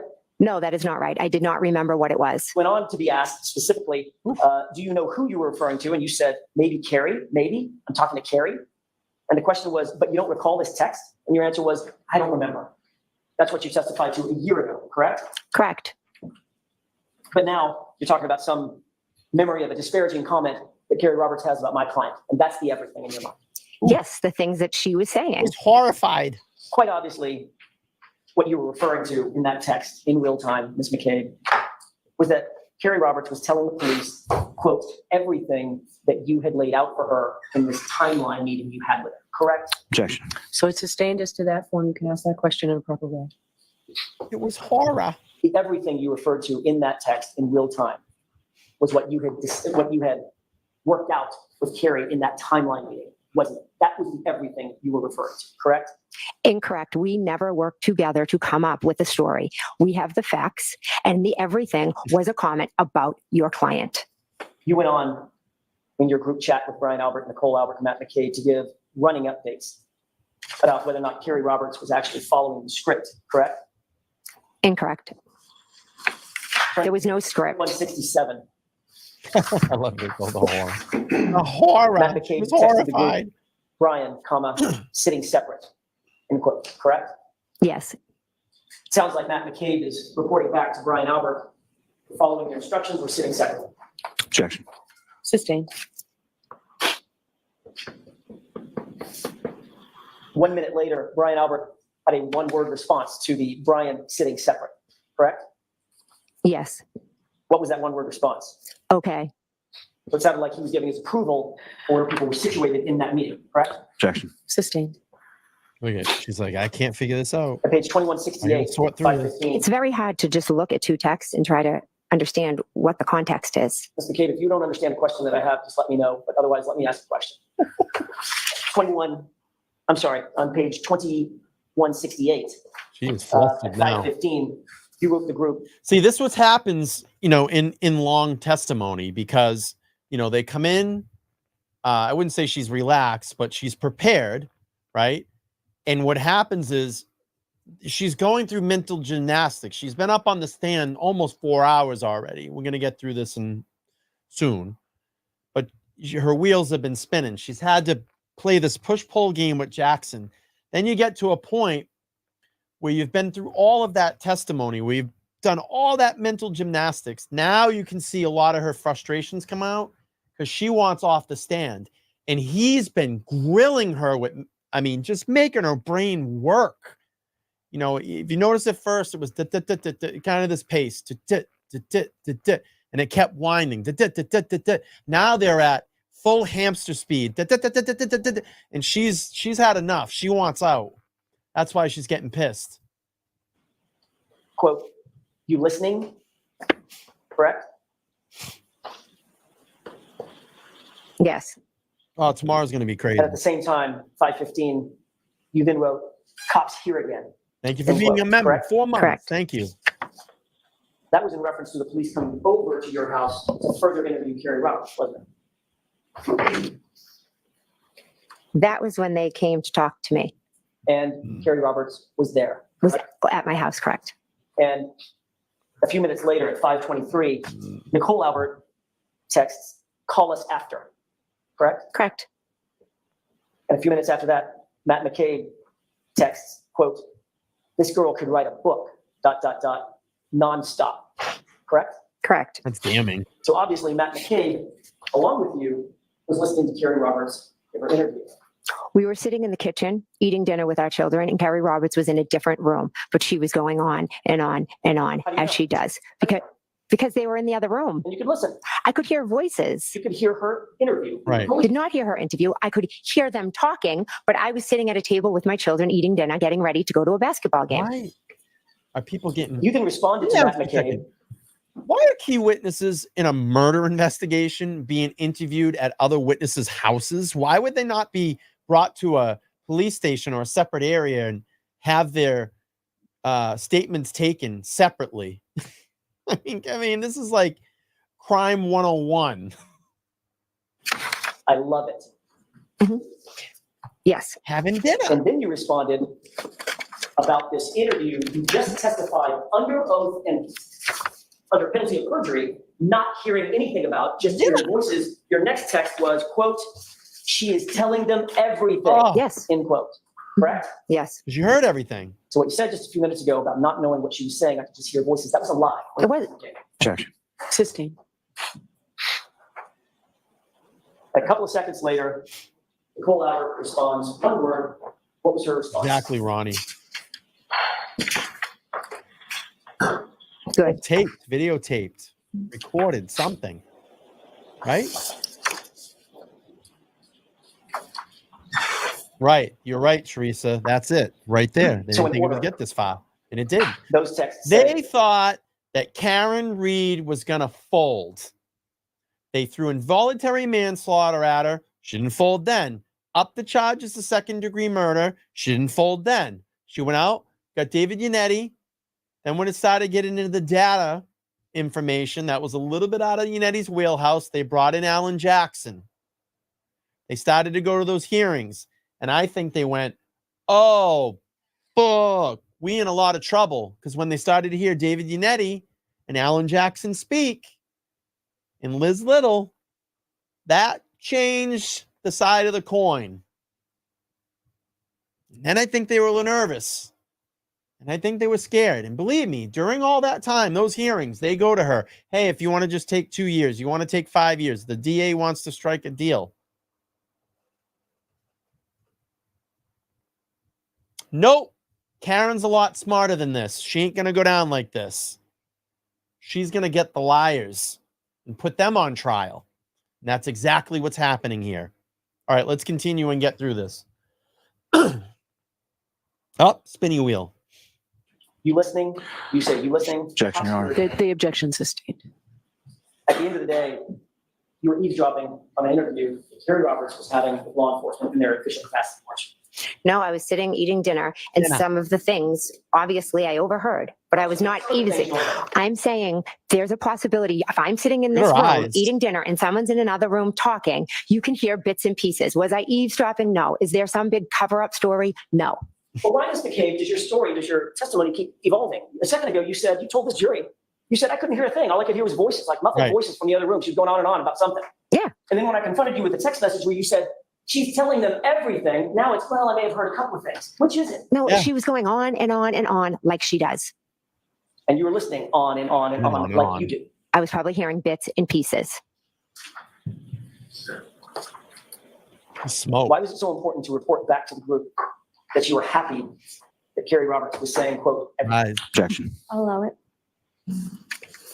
Uh-oh. It's not in the answer's not there. We had both lost our friend. Kerry Roberts was in shock, as was I in shock. Horror. The two of us had all this information that just kept coming back to us and back to us. And it's terrifying when you go through an experience and you're in shock. Yeah. And Kerry was remembering jury. things. I was remembering things. Right. Tell the jury. So I was happy for her that she was Yeah. piecing it all Yeah. together, and I had pieced it all together Yeah. because at the end of the day, our Mhm. friend was dead, Right. and we were trying to figure out Right. what had happened to Right. him Look at the jury. together. There was Right. no direction. Yeah. We were all trying Right. to figure out You what got had it. happened, What because that's happened? what you do when you lose Shock. somebody you love. Horror. Were you Again, happy? I go for her? back to the 911 call. Why did you not say, my friend is down in the snow, he's dead or dying? This is a police officer, John O'Keefe. That is your friend. That is someone that you love, that you testified to, and you said none of that. Or were you happy for you and Brian and Matt and Nicole? For me and for her, because we were Oh. going through this together. Please. There was no It's horrible. conversation. You got the story Sure. out that you're trying to get out from Kerry Roberts. Right? Objection. I'll allow that. There is no story. There's facts and truth on this side. There's no story. Right. The story that you've Oh, created here we go. is not the truth. Did I create a This is the best moment of this testimony. Look at this. Look at those crazy eyes. This is the best moment. And he's going to go, the story that I've created? No, that's why we have a judge in the room, to make sure I'm not creating a story and I'm paraphrasing. hit on my head, or did you? That's fact. A fact that conveniently you didn't mention in your report. A Lank, grand jury, right? That kind of fact. Objection. Is that right? That is a fact I mentioned. So in some reports, it's there. Some. The fact is, you wanted to keep very close tabs on Kerry Roberts. Yep. Didn't you? No. Yeah. On January 29th, if you look on page 22, 23, Fucking horror. you text the group, quote, Kerry talked to cops and kept it simple, end quote. Christ, man. Yes. They collaborated with everything. Okay, it's become a habit for you to keep tabs on Kerry Roberts. Yeah. Objection. Sustained. You'll agree that over and over and over and over again, you're reporting to this tight group, Nicole, Brian Albert, your husband, how Kerry's doing in her stories to the police, aren't you? Over and over and over. I am telling them what is going on. I wouldn't say it. Well, let's count them. Yes or no? Was there 4 of them? You're saying over and over and over and over. It's a bit extreme. I see. So you take issue with the way that I phrase over and over and over. Well, it's misleading, I believe. I see. Okay. Well, let me see if I can try this in a non-misleading way. Okay. Okay. So at least one of us, I'll withdraw. Right. At least one of You us is telling consistently the truth. reported back to the group how Kerry Roberts was doing with the police, didn't you? I would update them after Kerry saw and spoke to the police. Again, we were all trying to figure out what had happened to John. Why is she looking at There's yet another text from Brian's wife, Nicole, Come on. on January 29th, and this is on page 22, 26. She says, Whoa, quote, yeah, that big "We'll goal. get more info tomorrow. Don't want to text about it," end quote. She is scared. And then you texted, right, correct? Correct. What's that about? Objection. I'll allow it. Oh, Bev. We decided that we would talk on the phone. My children look on my phone. Her children look on her phone. We were working with the police. I was sharing information and everything that had happened. We didn't want it to leave our little circle because we were trying to figure out what happened, and You we're not want going to go the truth to running get out. around letting people see, oh my gosh, they think this might have happened or that might have happened. It was nothing more than let's not text about it. So you wanted to keep it, in your words, In your little in your circle. little circle, correct? Correct. I didn't want it all out there what we had thought had happened. I was going to let the police do their job. So by definition, the info that Nicole Albert was talking about, that needed to be kept very tight, very secret, correct? We needed the Talking police horror. to do their job. So we weren't going. Texts, and Nicole wanted her texts, and the group wanted their texts to be kept secret and private. Isn't that right?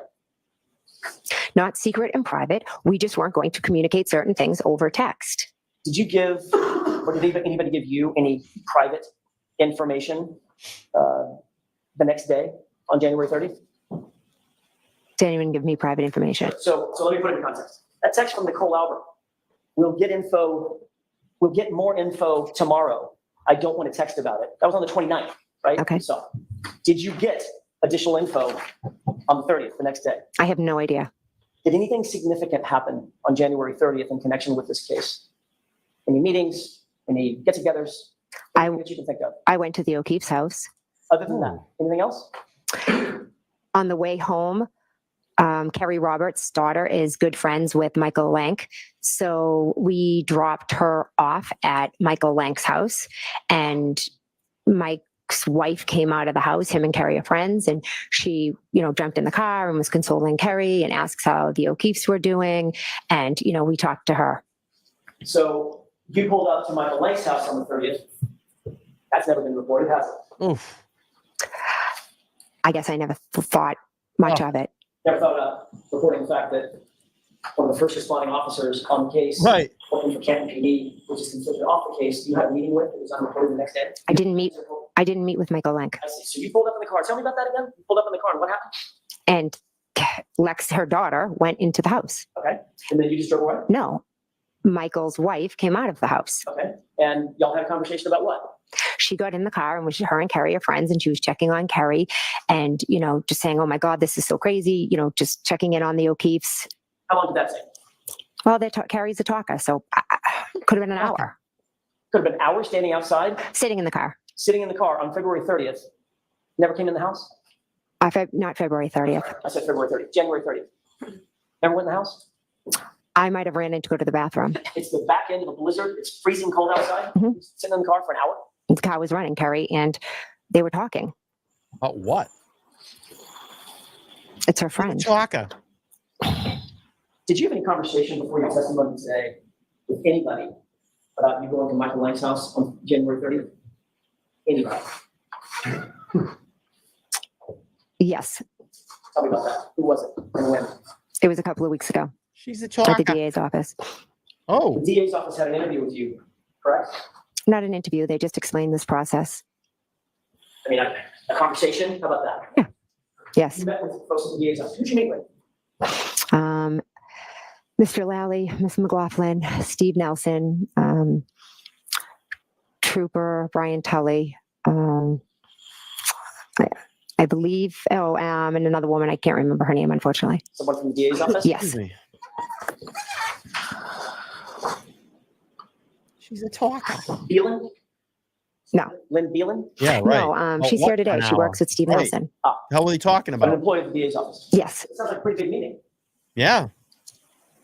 I wouldn't call it a big meeting. There was, 5 of them? How long did you, 5 of them and then you? My daughter Allie came with me also. The meeting's getting bigger. Anybody else? No, we both went. Was Allie in the room when you were, I was going to say interviewed, but you take issue with every word I use. When you were talked to by the DA? Allie and I were both in the room when they Quiet. when they went over everything, how this all works, because this is all brand new to us. And then they asked me to leave the room.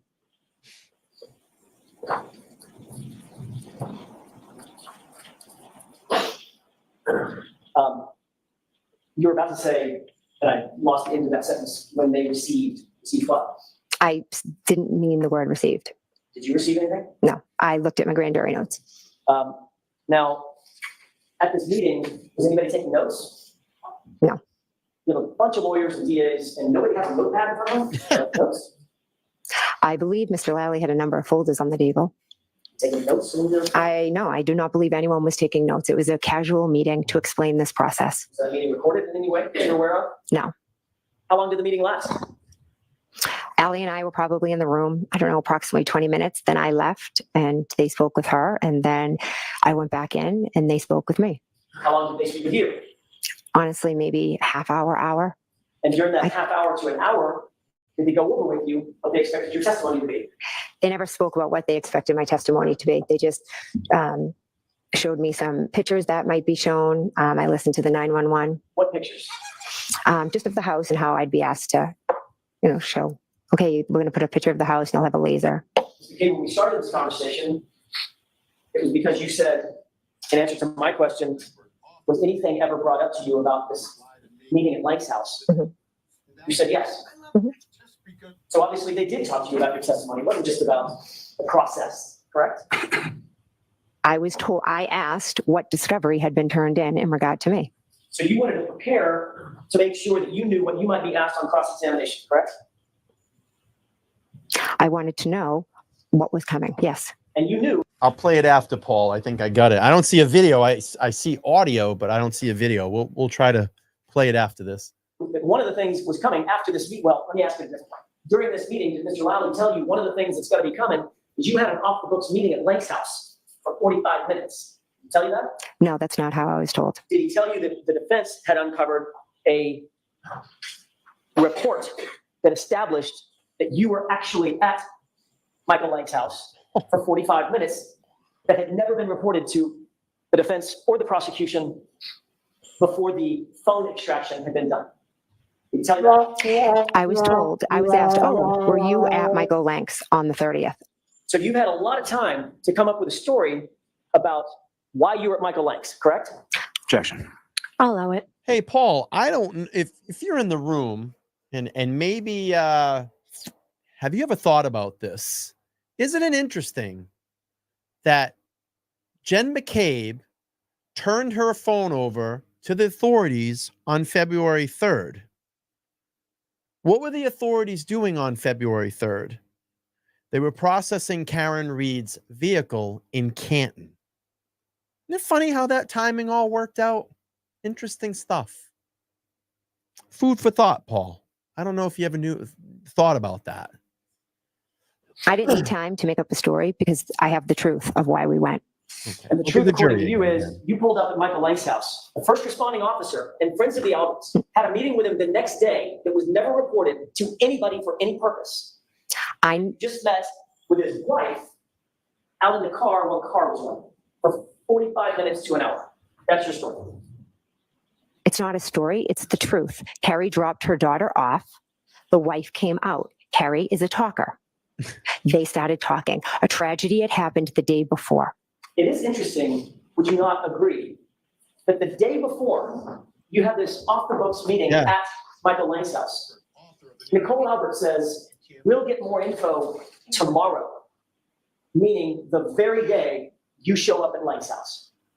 Isn't that interesting, Paul? I kind of lined all that up tonight. Said it's very interesting that they got Jen McCabe turns her phone over to the authorities. She says on February 3rd, and then February 3rd was the day that they actually processed Karen Reed's SUV. And I always go back to this. If you knew that you had the potential murder weapon that killed a Boston police officer, why would you wait over 3 days to process that piece of evidence? Very, very interesting.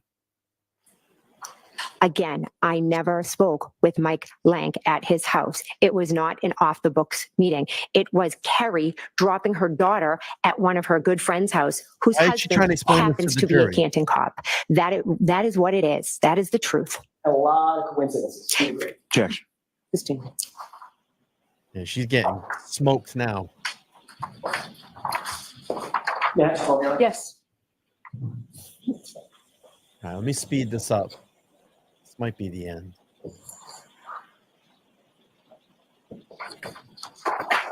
That's, by the way, what did Mr. Lally show you in respect of this issue about this meeting at Michael Lank's house? He showed me nothing. He just told you about it. Brian Tully told me. Okay, what did Mr. Tully tell you? Trooper Tully, what exactly did he tell you at this meeting about this Michael Lank issue? He said, did you go to Michael Lank's on January 30th?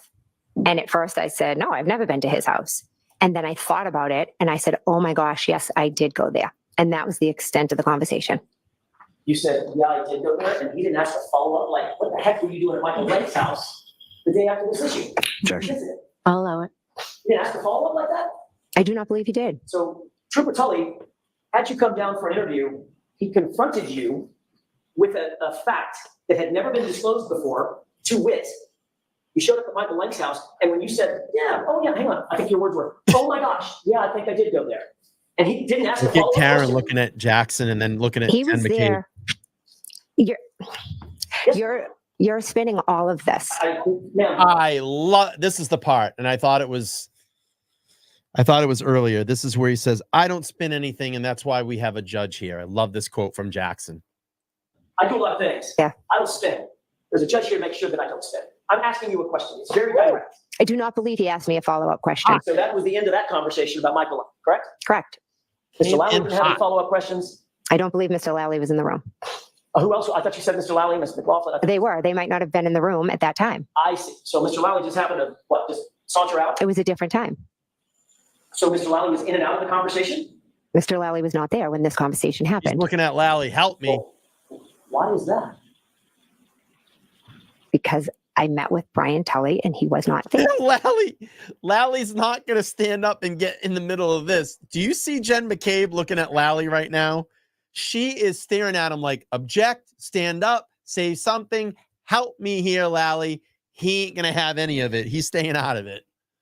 Nothing. There's no objection. Look at this. She wants help. There. Is Brian Tully taking notes? No. He's a state trooper interviewing a witness, and He was Objection. Sustained. the same report that has you at Michael She's Lang's looking house at Lally. also has you picking up Nicole Albert going by 34 Fairview just before you went to Michael Lang's house. You aware of that? We did not pick up Nicole Albert. So you went by 34 Fairview, didn't divert it, and right after you went by 34 Fairview, went directly over to Michael Lang's house. What was the reason to stop by 34 Fairview first? We didn't stop by. Maybe Carrie slowed down, but we did not stop by 34. So you drove by, did a drive by 34 Fairview. For diddles? What? No, that's how we get to Michael Lang's house.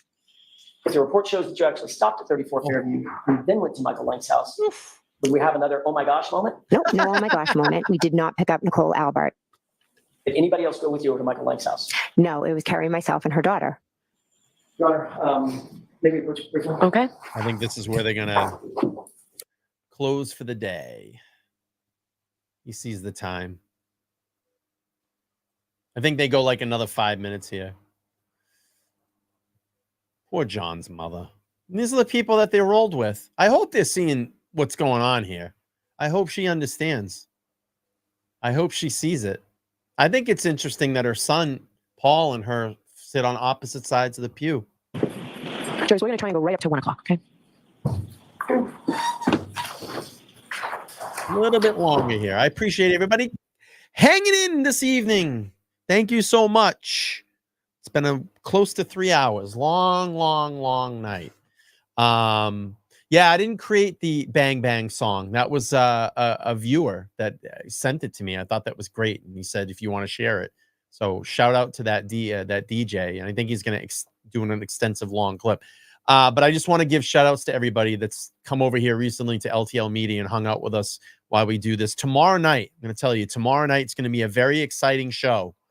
I'm going to have Natalie Lawyer Chick. That's the YouTube name that she goes by. And I'm going to have her over here on my channel. I'm going to drop the link in the chat now. Set your reminders tomorrow, 8 p.m. Eastern Standard Time. I'll have Natalie on the show. She's a defense attorney.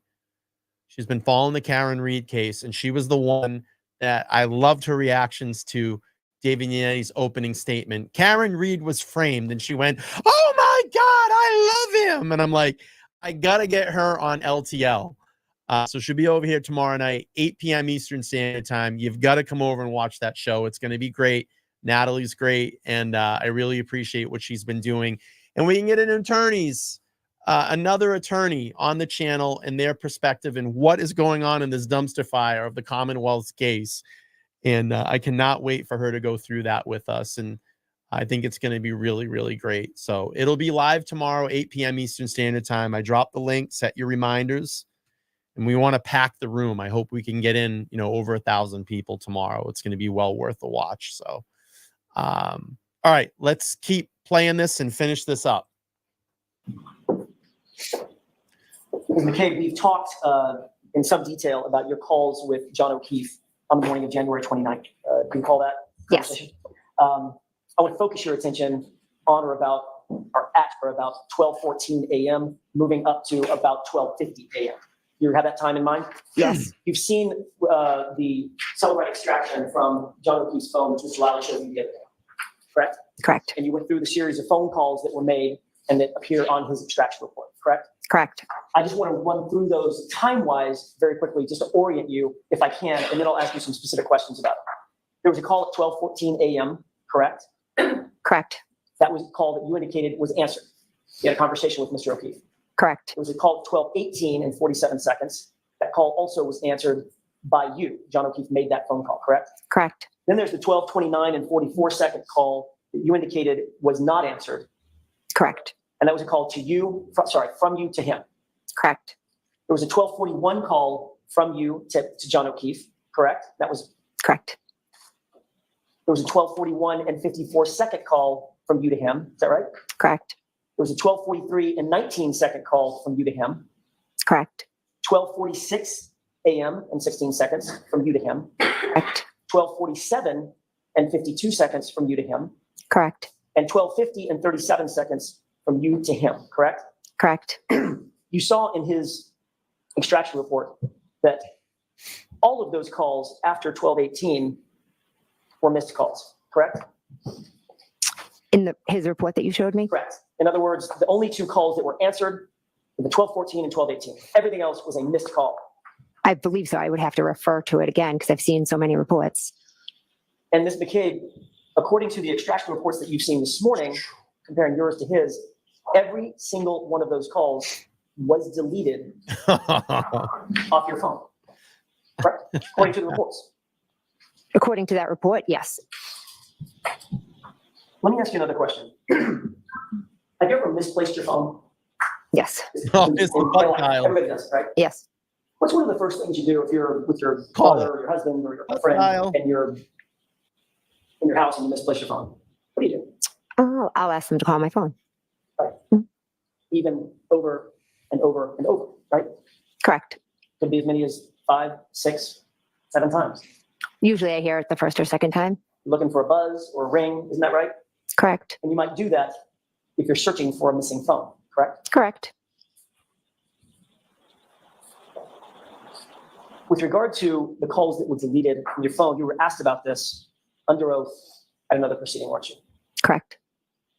And you claimed at another proceeding, See, he keeps putting under oath, and he said perjury a couple times. So he's getting it on the record. that you had an explanation for all these missed calls, starting at 12:29, 12:41, 12:41, 12:43, 12:46, 12:47, 12:50. You have an explanation for that, right? Can I see the report? I'm asking you about your prior testimony. And I'm asking, About these calls, yes, I'm asking, can I see it, please? I'm No. asking you a different question. At this other proceeding, which you were under oath, Yes. you explained that these calls were what? These missed calls, incessant missed calls. What were they? You used a word. I like 2 words. I believe I used the word butt dials. You claimed that every one of these calls was a butt dial. Is that right? Yes. So according to you, you literally butt dialed John O'Keefe's phone 6 times in the span of 19 minutes. Is that right? I don't remember making any of those calls. So my assumption is I put my phone in my back pocket. Oh my God. Come on. And that was it. Ken. Stop. When you dial someone by mistake, you hit a button, set your phone down. The This phone is has to be a little open to do ridiculous. that, right? Correct. Can't be locked. It takes several iterations of movement to get a phone open. Face ID or password, right? Correct. So when you hit the button by mistake, walk away. That's a butt dial. People call butt dials. What happens with the call? I assume it goes to voicemail. It's a good assumption because that's exactly what it does, isn't it? You've had a phone for a lot of years, right? Yes. It rings and rings and rings until it goes to voicemail. Correct. So in order to hang up that butt dial, you have to interact with that phone yet again, don't you? Yes. So if you had 6 butt dials, 7, I think it's 7 butt dials, you'd not only have to interact with the phone once to butt dial, John, you then have to interact with it every single time to turn off that phone ringer so it doesn't go to voicemail. wouldn't you? Real quick, Charlie, thank you so much for the 10. I appreciate the support. She says she's insulting the jury's intelligence. Yes. This is it's not going to play well, I'm telling you. And from what Jess Machado was reporting today, Fall River Reporter, she said when she was in the courtroom, Jen doing this confirmation look at the jury, they weren't buying it, in her opinion. I suppose. Which makes 14 interfaces with that phone over the course of 19 minutes. Is that right? I mean, I guess I don't have it all right in front of me, but there were also text messages I was sending. So again, maybe I said, oh, shoot, I called them, and then I turned it off. But your claim is you don't remember those incessant butt dials and those incessant hangups at all, correct? I honestly don't. So you would have had to forget that you interacted with, by the way, you'll read the phone extraction show that John, you've got no voices from you, right? I didn't look, but So that means you would have had to interact with that phone 14 times over the course of 19 minutes at the exact time frame that the Commonwealth suggests he lost his life. Objection. Sustained. You can ask that differently, and this will be your last question for today, please. Yes, Your Honor. The period between 12:29 and 12:50, which is the exact period that you were, quote, butt dialing John multiple times. That's also the exact period that John O'Keefe was rendered incapacitated. Wow. Is that right? Objection. That's sustained. We'll start up again tomorrow, okay? Thank you. All right, folks, so I'm going to want to stay there while I thank you. Thank you. All right, so jurors, please do not discuss this case with anyone. Don't do any. Party on, Wayne. Party on, Gar. If you happen to see, hear, or read anything about the case, please disregard. Like a wig. Tomorrow will be a full day. The forecast is going to be very hot. You'll see this courtroom fluctuates. It could be really cold in here, it could be really hot in here. So maybe bring us sweaters. Party on, Wayne. Party on, Garth. Jeez, man. Oh, gosh. Tomorrow is going to be insane. Let's see. Over, under. I don't know. How can I do this? What's the likelihood do you think Jackson goes all day with Jen McCabe on the stand? If you think it's all day, put a 1 in the chat. If you think it's just like half the day, put a 2 in the chat. I want to see before we wrap this up. If you think tomorrow is going to be all day, give me a 1. If you think it's like half the day, do a 2. Give me a 2. A lot of ones. Tomorrow, there is a link I just dropped in the chat. Tomorrow, I will have Natalie Lawyer Chick on my channel live at 8 p.m. Eastern Standard Time. She's a defense attorney, and we are going to discuss, obviously, the recent developments in the Karen Reed case. And I can't wait for that show. So 8 p.m. tomorrow night, live, and we will, like I said, we will discuss it. Listen, I want to thank every single one of you that have come over to LTL Media and hung out this evening. I appreciate it. We did a long live stream, over 3 hours tonight, a 3-hour banger. And maybe we get the tooth and the whole tooth tomorrow. I don't think so. I'm not counting on it, but we'll see what happens. Like I said, tomorrow, again, tomorrow, 8 p.m. Eastern Standard Time. Hoping we can pack at least 1,000 people in the room. It's going to be well worth it. I think Natalie has, 140,000 subscribers on her channel. That would be great for all of them to come over and watch us go back and forth and talk about the Karen Reed trial. I cannot wait to hear her insight, being a defense lawyer. I got a lot of questions to ask her, and I'm well prepared. I think the show is going to be really well. I may do the show tomorrow from my house, like I said, because my building right now is getting a brand new air conditioner put in. It should be in about 2.5 weeks. So if it's too hot up here, I'm going to fly home tomorrow and do it from home. But we still will do the show. So we'll be back to the roots, back to the bedroom, baby. But we'll go from there. It is a lot cooler in here now. When I first got in here, it was blazing hot. But we'll have to see how it shapes out tomorrow. But there will be a show tomorrow. You can count on that. Again, I'll drop the link tomorrow. Set your reminders. And if you just wait and this ends, it will take you right over to the next stream. You can set your reminder there too. Let's pack the room tomorrow. Let's get over 1,000 people in here. You're not going to want to miss that show. I mean, it's going to be a great show. All right, everybody. I'm going to head out of here. Thank you all for the support. I love all of you, the Cash Apps, the Vemos, the Buy Me a Coffees, the Super Chats. I love it. Thank you so much. I appreciate the support. It helps keep LTL Studios alive. Believe me, it does. And I look forward to spending time with you tomorrow. And I'm probably going to do some shows on Thursday and Friday, even though there's not testimony. I will have some shows up. We'll get those markers up soon. So tomorrow night, 8 p.m. Eastern Standard Time. Come join me. You won't regret it. Talk to everybody soon. I'm going to hit the outro. Bye. Love you all. Bye-bye.